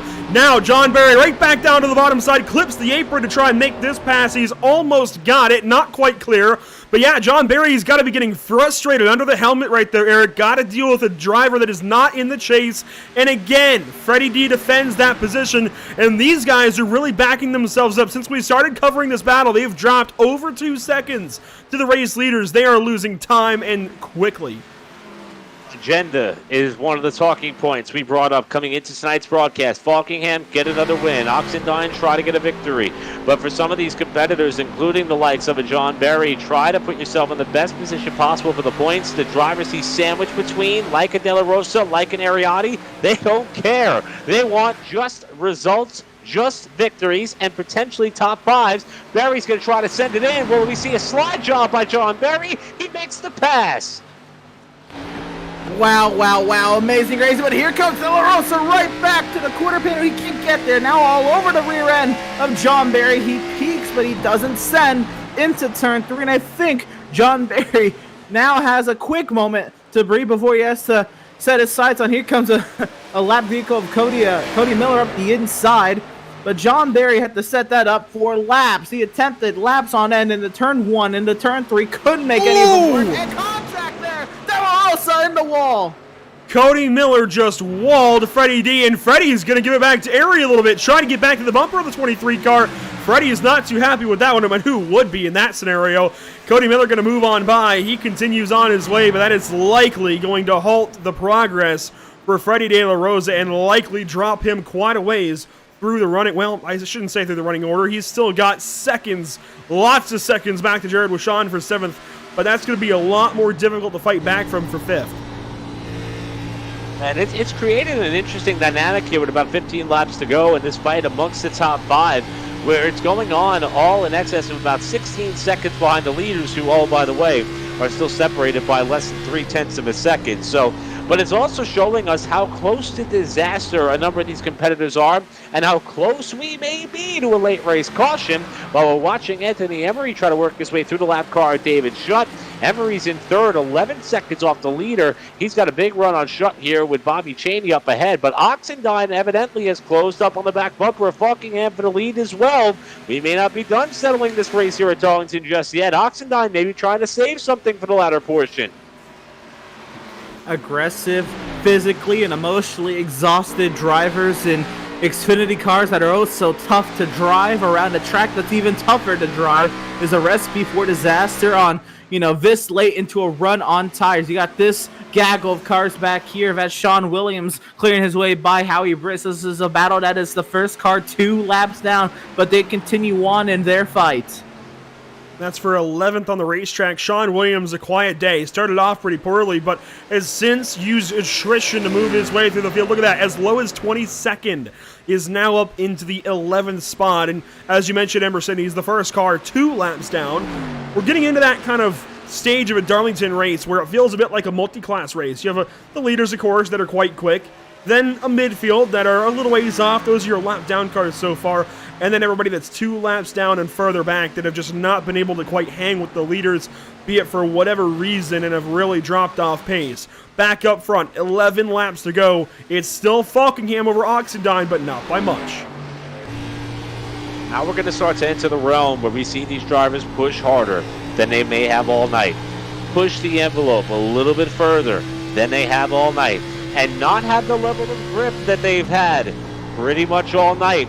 Who is going to overstep the boundaries first and open up the door for someone like Falkingham to drive away, or someone like Oxendine to take advantage, or maybe, just maybe, if these two decide to create a little bit of a spark between one another, open the door for a variable and an outlier like an Anthony Emery to come up and steal the show. These final 10 laps from Darlington for NORC tonight are about to be a thriller. Here we go. We continue on, and that is Chad Oxendine, who has now fallen back. I think this is the greatest margin Falkingham has had on Oxendine in about 40 laps. Oxendine, though, not losing much touch to Daniel Falkingham. We saw at the extreme long run that Oxendine really reeled in Falkingham, but that was because he got a little bit of clean air. He was about 2 seconds back from Falkingham. This run, he's been all but behind Daniel Falkingham the entire stint, and I wonder how the shape of that right front tire is, the right rear tire is on that 66 car, and does he have what it takes, even if he has the will to find a way around that 20 car? Does he have the car to find a way around that 20 car? And if you recall, these drivers are on even footing. We don't usually see this on long runs. Usually, those leading restarts, pit stops, if you want to call them, the pit stops that lead up to a long run, you have some variation in when these drivers stop and, of course, how hard they push. I think these two drivers have been just about as even as you can be. The line is often pretty similar. I think Oxendine may be a little bit more aggressive with the line, but also maybe a little bit more calculated. It's so hard to say at Darlington. There's so many different ways to run this place and be successful. It's really hard to break down a driver's line and say he's doing anything completely right or wrong, because oftentimes it comes down to a pretty neutral gain or loss. So it ends up being just about the same as if he was to do something differently on entry or exit. As they come up on, it looks like Sheldon Lockey with those rookie stripes on the Mellon Man 69. We're inside of, 7 laps to go. The last time by, it'll be 6 at the stripe. Things are getting close. That is a spectacular point that you made there, Andrew. The fact that these two, remember, did pit. Oh my goodness. Sheldon Lockey gave us a scare there as he's going to pull aside and let Oxendine through, but they are, in fact, on a level playing field. I am going to come out and admit, though, that the devil on my shoulder is perhaps hoping for a yellow flag just to see how the pit strategy may play out with 6 cars on the lead lap. But nevertheless, this battle between these two all the way to the checkers is certainly going to be interesting, and lap traffic may be what Oxendine truly needs to get up there and disrupt the flow of Daniel Falkingham, who's seemingly been on a bit of a tear and in the zone since the second race of this season. Unfortunately for Oxendine, it looks as though that the opportunity to pounce may be running out. We'll drop back and check in on Bobby Cheney, who's in the mix of some lead lap battles, despite being a few laps down. In fact, he separates Ariati and Freddie De La Rosa for the final spot in the top 5 on the backstretch. We're right on board Bobby Cheney. He'll take a spot there from Howie Brisk, but he'll put it in the wall there. Is that right in front of Freddie De La Rosa? It is. De La Rosa has to slice and dice through 2 lap down vehicles, and he'll find his way by. That could have been very close here in the late running of this race. Bobby's quite a way off the pace now. This is all much further behind guys like Anthony Emery, Chad Oxendine, and Daniel Falkingham. Emery's been in a class of his own. Let's take a look quickly. As you can see, the leaders aren't quite near each other. The 44 car has just been on his own. That car is nice and clean. A little bit of contact to the right side, Eric, but a very clean number 44, and he's just working his way through traffic as these two, as Chad Oxendine may be the difference maker in this battle. I think he's just clipped the outside wall to turn number 2. I think we may have just found out, even if he just got loose, we may have just found out who's been pushing harder. Yeah, he obviously was very low on the bottom of the racetrack on the back straightaway and lost some ground there to Falkingham with time starting to run out. Oxendine may have to push. The good news for Chad is he's got a lot of breathing room back to Emery, who rides in third. So he can flirt with the wall, catch the wall, get into the wall here in these final few moments of this race and still have a shot, but he's going to have to dig deep and dig deep now. Yeah, there's not a whole lot of time left for Chad Oxendine to find his way to the rear end there. Falkingham continues to lose time. Daniel Falkingham just walking away now. Again, now the largest margin since they pitted is what Daniel Falkingham holds over Chad Oxendine with 2 laps to go here at Darlington.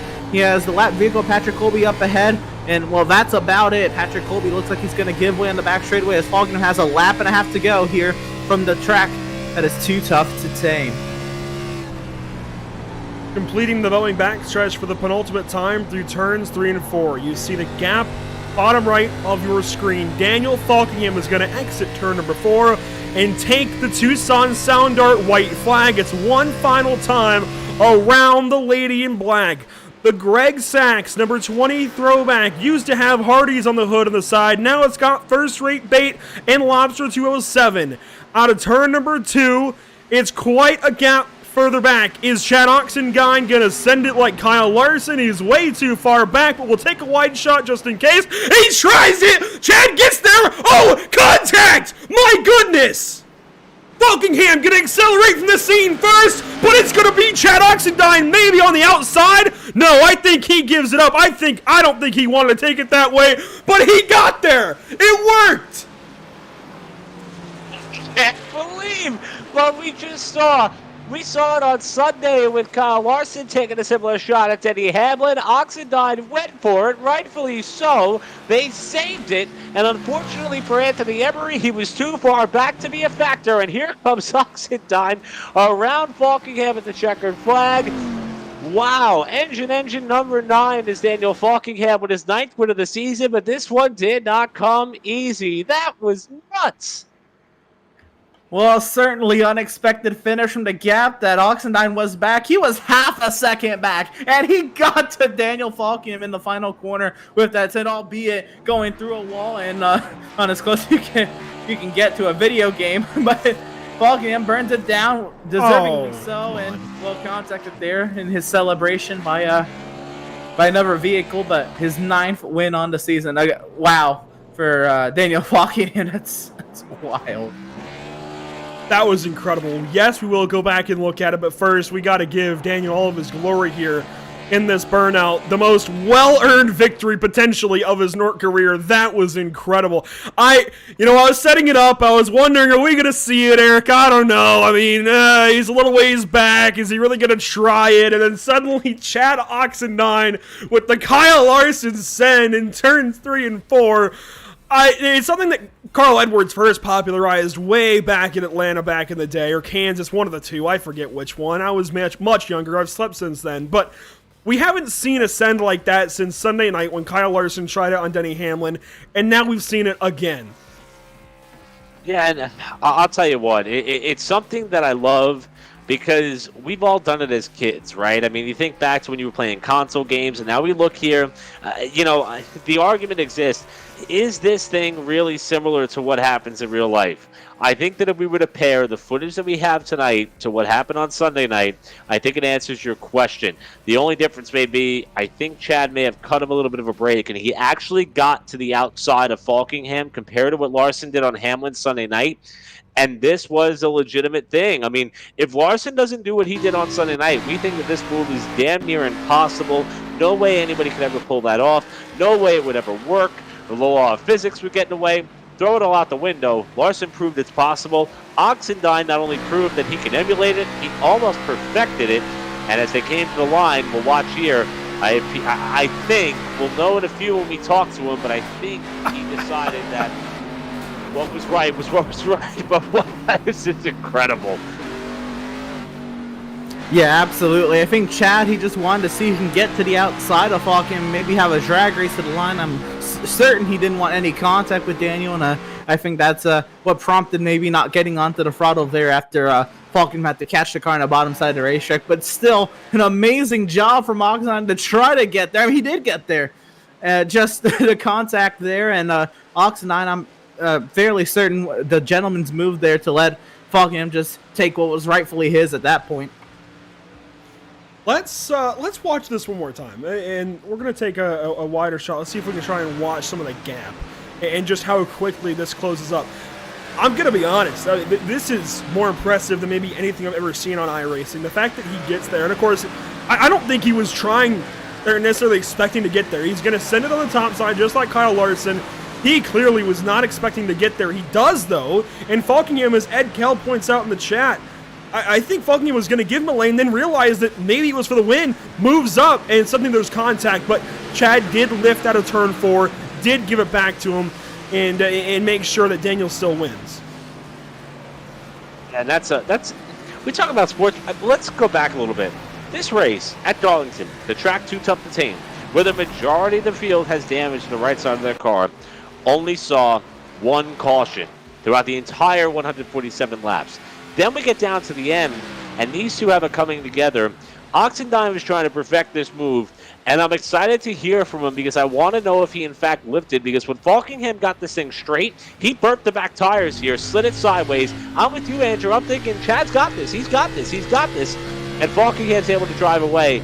I'm curious if Chad lifted at all, but there is an immense level of respect between this NORC field, I will say throughout the majority of it, and I think it may have been evident here because Chad didn't go in there to wreck him. He went in there to try and find a magical way around him, and Falkingham went up to cover the spot, rightfully so, and it gave us a thrill of a finish, which going into this point in the back straightaway, we thought it was game, set, match for Daniel to get win number 9. Not so fast. Yeah, absolutely. And I definitely do think Daniel was pretty set on just trying to take his normal line out of turn 4, using the hill to, the advantage, just trying to get down to straightaway. But I think he looked in his mirror and he saw Oxendine closing up and getting bigger in that mirror, and he said, uh-oh, I got to do something about this. And I feel like there might have been a little opening up of the wheel through the center of the corner. But at the end of the day, it's on the final lap. It's for the race win, and it was good fun. I gotta say, Logan Detweiler asking out in the chat, have you ever? Yes, I have. Sunday night. That was the only time I've ever seen it before this. I still can't believe it. What a move. That's incredible. We will take a step aside, of course, but what a finish at Darlington. That is one that is going to make the Pit Stop TV highlight reel for a long, long time. Boy, what a finish. And we're going to have to get a video out on social media. I'm putting my guys on the spot a little bit, maybe myself as well. We've got to get a comparison out on social media if we can. That is just incredible. But we will take a step aside. We'll take our quick little post-race break, catch our breath, and try and assess what's just gone on and talk to our top 3 here in just a few moments.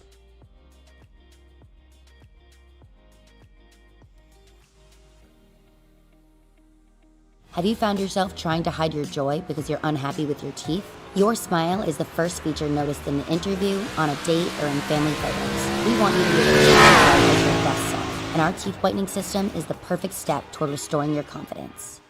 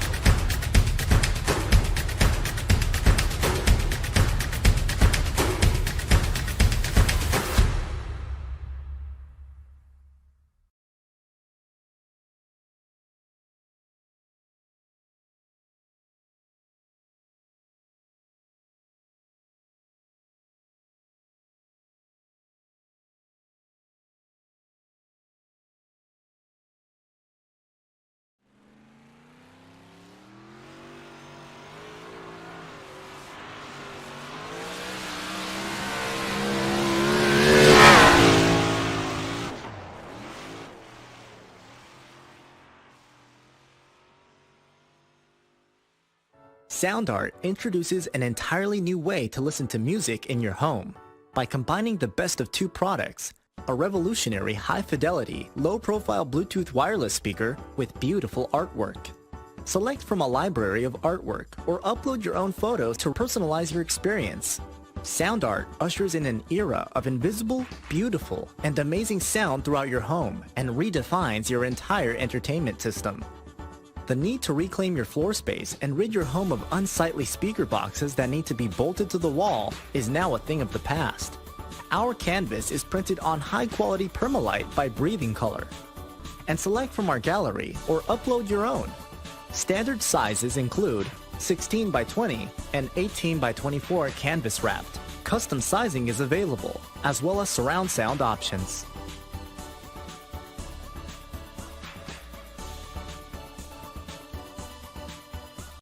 Have you found yourself trying to hide your joy because you're unhappy with your teeth? Your smile is the first feature noticed in an interview, on a date, or in family photos. We want you to be able to shine bright as your best self, and our teeth whitening system is the perfect step toward restoring.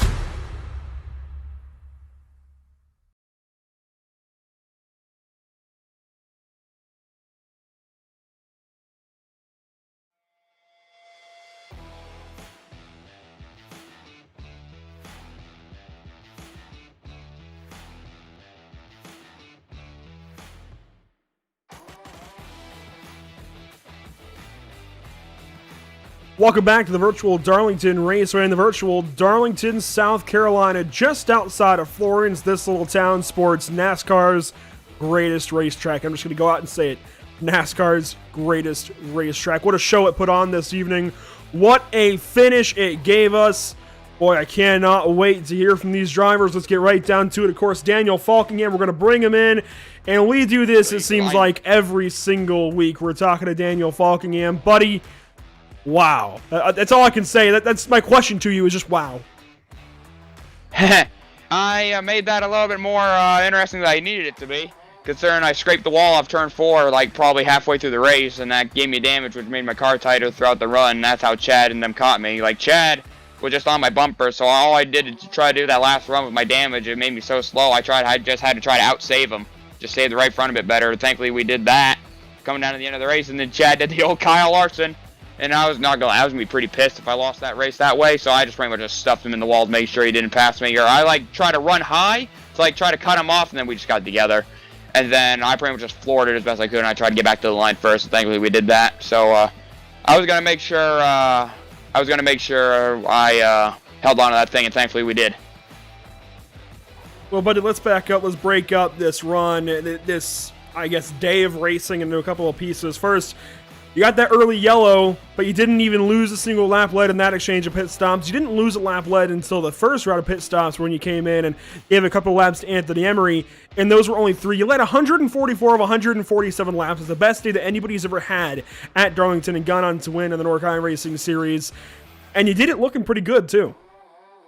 Yeah, it was, I just love this place, simply. I mean, the setup was probably one of the worst I've ever driven around here, but thankfully we had the track position, just managed our tires, and we were able to keep this thing in clean air, keep it up front. And albeit I did get myself damaged a little bit halfway through the race, we were able to just track position was the key. That's how I held off Chad, just he couldn't pass me just because this is almost like one lane around the wall, and it's just so hard to pass. So, just thankfully we got a good qualifying effort, just kept this thing up front, pretty much took all the bonus points and stuff too, so that's even better. And Zoltan dropped out of the race or whatever, so yeah, I don't think this race could have gone any better. Yeah, I mean, we don't want to call it over until it's over. Certainly we don't know just yet, but if there ever was a time to maybe consider it clinched, this might be the time. At least a time early on to consider it clinched, this might be the time. 3 races to go. Phoenix, Chicago, Las Vegas. What's the game plan? Try to go win all 3. That's what we're going to go try to do. I mean, heck, I mean, I feel like we should have swept all the chase races so far, but I kind of gave Texas away. So, but honestly, this is one of the greatest rolls I've been on in a while. So hopefully we can try to keep it going. And I love Phoenix, so hopefully we can try to go win that one too. But really, we just got to go try to win the rest of them and see if we can keep building our win tally. I know how you keep mentioning all the stats of all the wins I have, and not gonna lie, I'm gonna try to get that a bit higher before this season ends. So all we're gonna try to go do is try to go win these last 3, and hopefully show this field what we're made of, and hopefully clinch this thing in style. Well, firstly, I don't have any more room on the graphic to put any more wins, buddy. This is 9 now. I don't have room for 12, but if you do go win the next 3 and make it 12 on the season, we'll go ahead and consider that at half. 12 of 25, we'll go ahead and consider that at half, buddy. What a season it's been. Who do you want to shout out? Who do you want to thank this evening winning at the track that is too tough to tame? Yeah, actually, first of all, now that you mentioned those asterisks and stuff, now that gives me even more motivation to try and make you figure out how you're going to place those. But also, I got to thank First Straight Bay Laps 207 for all they do. I got to thank you for making this amazing Greg Sachs throwback. Pretty much your idea to kind of want me to run a throwback and stuff, so I owe it to you for painting this beautiful thing. Glad we could park it in Victory Lane, albeit not clean, but at least we parked her in Victory Lane, so that's all really cool. So thank you for doing that. Thank you guys for putting on the broadcast. You guys kill it every single week. Definitely going to be a fun one to go back and watch. Got to thank everyone who races each and every week. Also got to thank John Barry, who runs the league, runs the show. Yeah, and shout out to everyone racing tonight. Again, I mean, one caution at Darlington is pretty good. I mean, lately a lot of our races have been so clean this year, which has kind of been blowing me away. So this league has been getting a lot better with green flag racing, and that shows what we're really made of, what we are as a league. So shout out to everyone who races. I also got to thank all the fans who watch us each and every week, and also got to thank friends and family who watch as well. Hey, Daniel, you mentioned the drivers getting better. Well, you're the one pushing them to get better because they're all chasing you week in, week out. Buddy, live this one up just like the previous 8. Have a great night, and I'm sure we'll see you next week at Phoenix. All right. Thank you, Andrew. Daniel Falkingham getting yet another win. 9, count 'em, 9 on the season, 144 laps led. The season gets better and better for this guy. We'll hand things down, though, to the driver that almost played upset to it. The Summer Shandy 66, driven by Chad Oxendine. Yeah, absolutely. And this is going to be a very interesting conversation. Chad Oxendine, first off, one of the things we talked about during today's broadcast is just how oftentimes you're one of the most optimistic and positive racers in a NORC field. It appeared to parlay well into your performance tonight. But the number one question we have to ask after that incredible move in 3 and 4, did you lift coming back to the checkered flag? What was the outcome of that final 1,000 feet before you got to the checkers? Yeah, I did. I didn't want to hit him.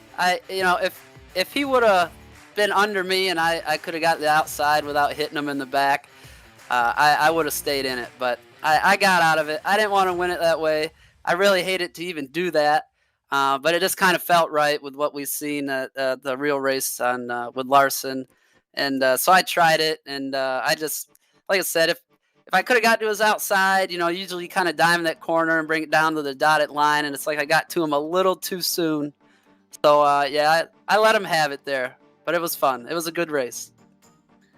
It certainly provided a highlight reel that we're going to milk for as long as we possibly can, because it did emulate the same cup race that happened a few days ago. But if we rewind a little bit further, you and Daniel seemed pretty evenly matched all night long.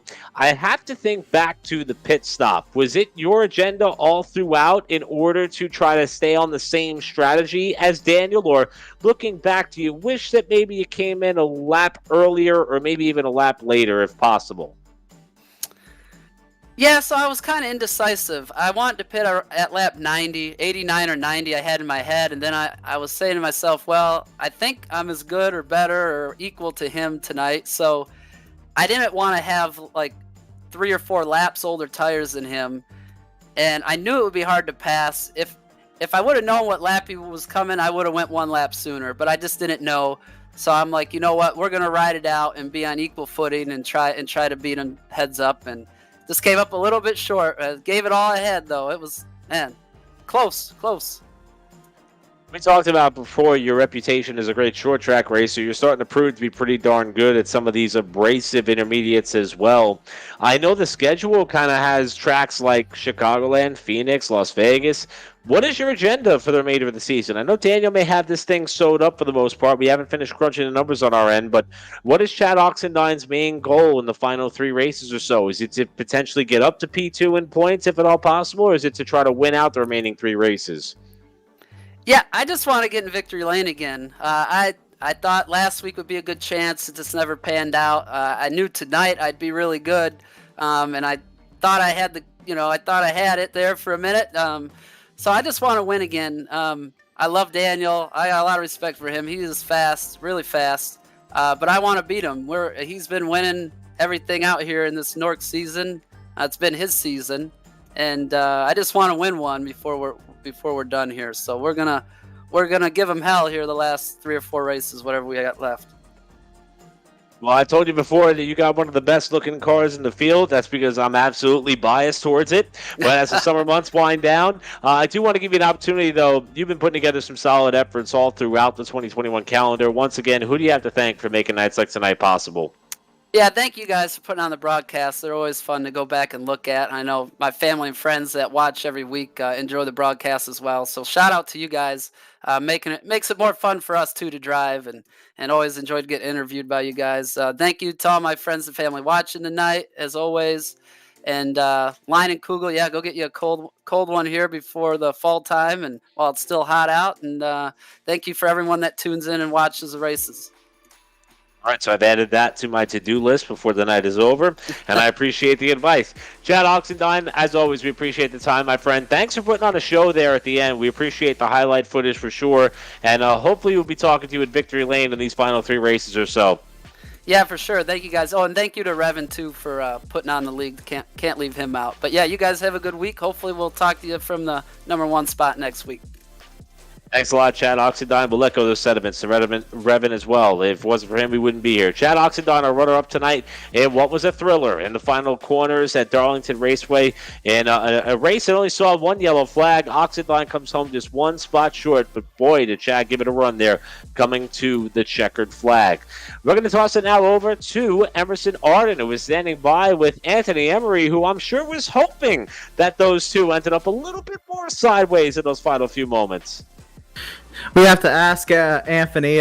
First of all, I mean, a third place finish at that at Darlington is phenomenal. We have to ask, being on the other side of the racetrack when it happened, did you know what was going on in 3 and 4 on the white flag, or did you have to find out after the race? Yeah, I knew. I heard about it, but I was so far back. I really wasn't. Even, I mean, they could have came to a complete stop and turned around, kept going, and probably would have still beat me to the line. But I thought for a second, I was like, "Am I really going to win this race?" But didn't have it. Chad should have won that race. He shouldn't have let Daniel win. Daniel. He had it perfect. He was just going to ride the wall and get around him. Daniel cut up, and he thought he got into him. He let Daniel have it. I wish he would have kept his foot and kept it going. At that, Chad, Anthony, you started 8th in this race at a track that's oh so hard to overtake. A little jumbled up initial start of the race, but you have to get yourself up right around that top 5 before that first caution of the race. How was it working your way up to that spot to put you in that intense battle that was 3rd, 4th, and 5th? That most of that second run. Man.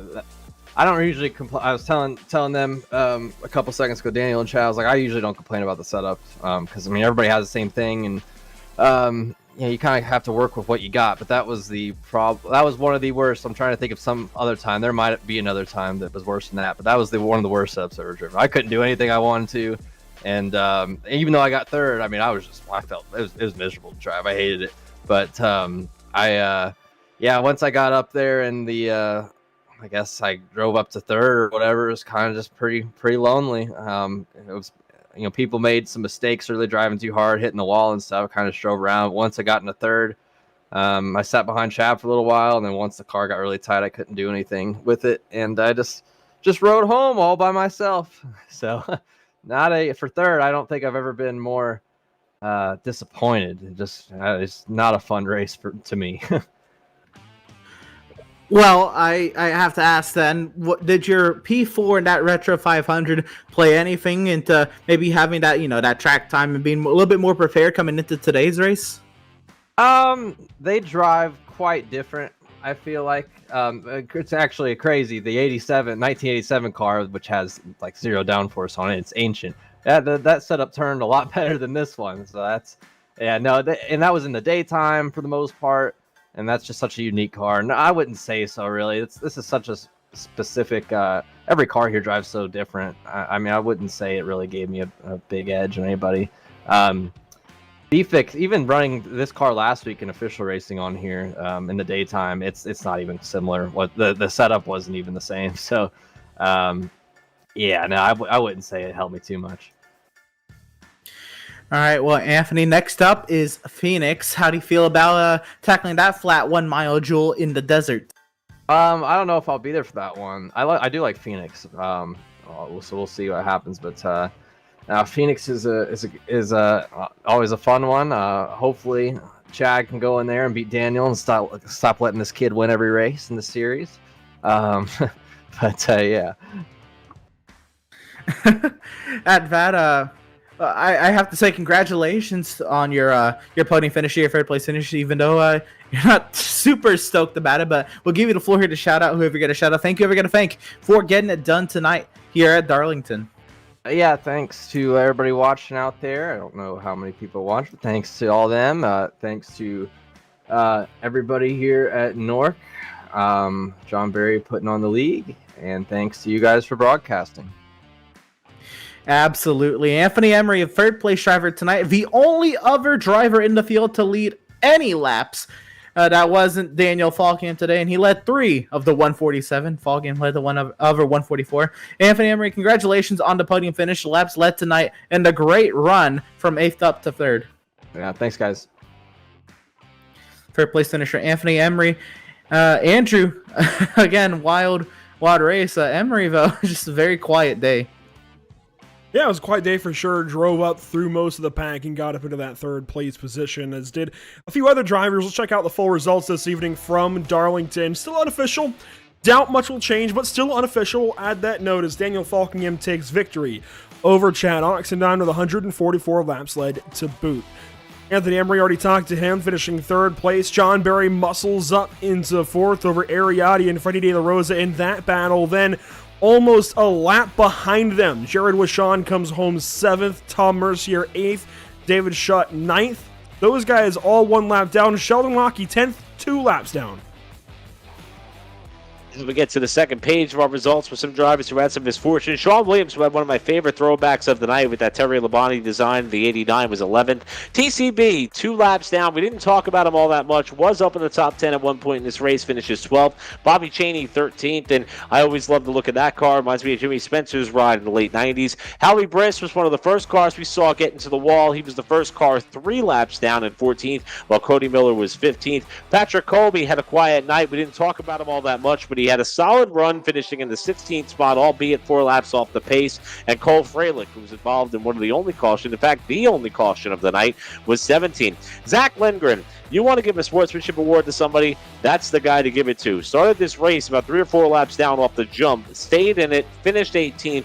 What a job by that driver there in the 85 tonight. James Simmons, another one, was multiple laps down early in the going, stayed with it, 19th. And Zoltan Herzeg, pretty much one of the surprises of the night. We saw him have that moment mid-race where he just kept ricocheting that car off the wall. And as we heard Daniel Falkingham allude to in his Victory Lane interview, he eventually DNF'd from the event as well and finished 20th. Continuing on Heartbreaks Row, we have 21st place driver Elijah Gracia, who decided to back out there at 32 laps down. Tommy Gossett came in for his one and only pit stop there, making it a 1 stop to the end. He decided to bow out, and he'll be 22nd, 58 laps out. Brett Pancari had to pull it in early after that crash on pit exit. 71 laps down, we'll find a 35 and 23rd. And Michael Keithley will round out the field, 24th, 98 laps down. 24 drivers in all making the trip down to Darlington, South Carolina, at least virtually. And what a race it was, ladies and gents. I think you can all agree that is one to go into the NORC history highlights, whatever you want to call it, for a long, long time. What a great race at Darlington this evening. Let's take a look at our partners here at Pit Stop TV. As per usual, I want to give a big shout out to Tucson Sound Art, where your picture is your music. Use promo code PitStopTV at checkout for 10% off of your order today. It's a wall-mounted sound art device, and what that means is you can put literally anything you want on your wall, as far as image, whatever looks good to you, be it a memory, maybe a sim racing win potentially, or Chad Oxendine grinding the wall down in turns 3 and 4 to try and take the win from Daniel Falkingham. Put it up on your wall on a beautiful canvas, and it plays music as well, and it's a fantastic product. We've got a couple of ads from the manufacturer, but Tucson Sound Art, that's the people who puts the canvas, puts the speaker, put it all together, and ships it out to you. They do fantastic work out there as well. Again, TucsonSoundArt.com for more information on them. Also, proud presenting sponsor of our white flag, as you see that waving in the frame as well in our replay. Also want to give a big shout out, of course, to Raceway Setups, our official road setup provider at Pit Stop TV and Whiplash Racing. Let's not forget Permanent Makeup in Cryowood, Maine, Whiplash Media, and BAM Racing Videos. Hope BAM gets well as well. I believe he is a bit under the weather, so hopefully he gets to feeling pretty good this week, as he's always at a racetrack, it seems like. A lot going on this evening, Eric. A lot to talk about for the week to come as we get ready for Phoenix next week. We didn't get a chance to look at it earlier on, but let's take a look at our schedule quickly as the happenings of the final lap go on in the background. Next up, Phoenix, 150 laps before a couple of 1.5 milers to finish the season. I think we've answered the question. What track will pause Daniel Falkingham's streak? I think the answer is none. I could truly see him winning out on this thing as far as Phoenix, Chicagoland, and Vegas. And I said it all throughout. If you go back and watch some of our earlier broadcasts of the season, this is one of my favorite schedules to whip together as far as being able to check all the boxes as far as what is best to test these drivers. Daniel Falkingham has passed with flying colors. I mean, he is 1 win shy of double digits, and I don't know what more the guy can't do. There doesn't appear to be anything as far as this season. It's been remarkable. Yeah, and at that, I mean, this caliber of driver, the field of drivers, I mentioned this almost every week I'm on the call one of these races. It really does show week in and week out through this gauntlet of tracks we've had throughout these now completed 22 races, and almost every one of them has been entertaining in some aspect or another. I guess even last week's race with the amount of cautions that was at Bristol, there was still a crazy end there. And at that, I mean, I don't think it's going to stop with Phoenix and the 2.5 miles to close out the season. I can't wait to see how we get through 23 through 25. You can see it happening in the background. What a finish this evening at Darlington. It's a great way to not quite cap off the season, but darn near cap off the season. I would not be sad if Darlington became the finale in future seasons to come, be it in NORC or any other league or even NASCAR. I think Darlington would be a fantastic final venue, but of course you cannot move it off of Labor Day weekend. Just what a race. What a place to watch a race. What a track. What a combination. Just so much is incredible about this date in particular on the schedule as we wrap things up from the Darlington Raceway. Upcoming broadcasts here at Pit Stop TV, there is a lot of them. Bit of a lighter week than usual, it seems, as we only have the Outlaws Sim Series tomorrow night at the New Hampshire Motor Speedway, then Donington Park for the North American Racing League as they wrap up their 8-race schedule. Then we wrap back around, and it looks like, a bit interestingly, those times are a little bit off. I guess that's the one part I forgot to update, as well as the days. So a couple of small hiccups there, getting back from the Labor Day weekend, but the point is, tomorrow night, Wednesday, is the Outlaws Sim Series New Hampshire. Then Wednesday, dang it, I did it. There we go. Thursday, at 9:15 p.m. Eastern Time is the North American Racing League at Donington Park. And Tuesday, next Tuesday, at Phoenix Raceway, it is NORC Season 13 Chase Race number 5, overall race number 23. From Phoenix Raceway. You can keep up with all of this happening going on at Pit Stop TV on our social media channels. Eric, there's a lot of them. And I have my preferences, of course. I talk about it all the time. First off, Facebook.com/PitStopTV/ Instagram, where we already saw the spectacular finish clips and highlights that was handled by Trey Shuttlesworth all throughout the night. Instagram.com/pit_stop_TV/ there. Twitter.com/pitstoptv_/ And like I say all the time, my go-to element tomorrow night, the wife and I are going to head down to a play in Charlotte. When we come back, we're going to tune into youtube.com/c/pitstoptv1/ to see how the Outlaw Sim Series with Emerson Arden unfolds. tomorrow night. Those are just some of the ways in which you could stay abreast as to all we have going on here, as there is an ever-changing amount of content that we're able to put out, and it appears as though every time we are able to produce something that is thrilling, memorable, enjoyable, and a good way to get a little bit of entertainment on a night where there may not be too much more going on in the racing world. We got you covered, and I promise that trend will continue on, and tomorrow night, Thursday, and next Tuesday we continue the NORC slate for sure. It was an impressive race all around, and there's going to be a lot to take from this one as we wrap things up from the Darlington Raceway. I do want to thank everybody for tuning in this evening. Do want to thank everybody that puts in their hard work here at Pit Stop TV and the NORC iRacing Series for making things happen. We hope you enjoyed tonight's broadcast. We hope you come back for more in the coming days, weeks, and so on and so forth. That will do it this evening from the virtual Darlington Raceway. I want to give a big thank you once again to my partners on the mic and on social media this evening. Emerson Arden, that's not correct. I forgot, I reloaded things. Anyways, the point being, Eric Brennan on the mic with me this evening, along with Emerson Arden and Trey Shuttlesworth on our social media. A fantastic day, fantastic evening of racing, and a lot to look forward to in the coming weeks, as we've got 3 races to go in the NORC iRacing Series. You do not want to miss them. So, from Pit Stop TV, thank you for watching, and we will see you next time.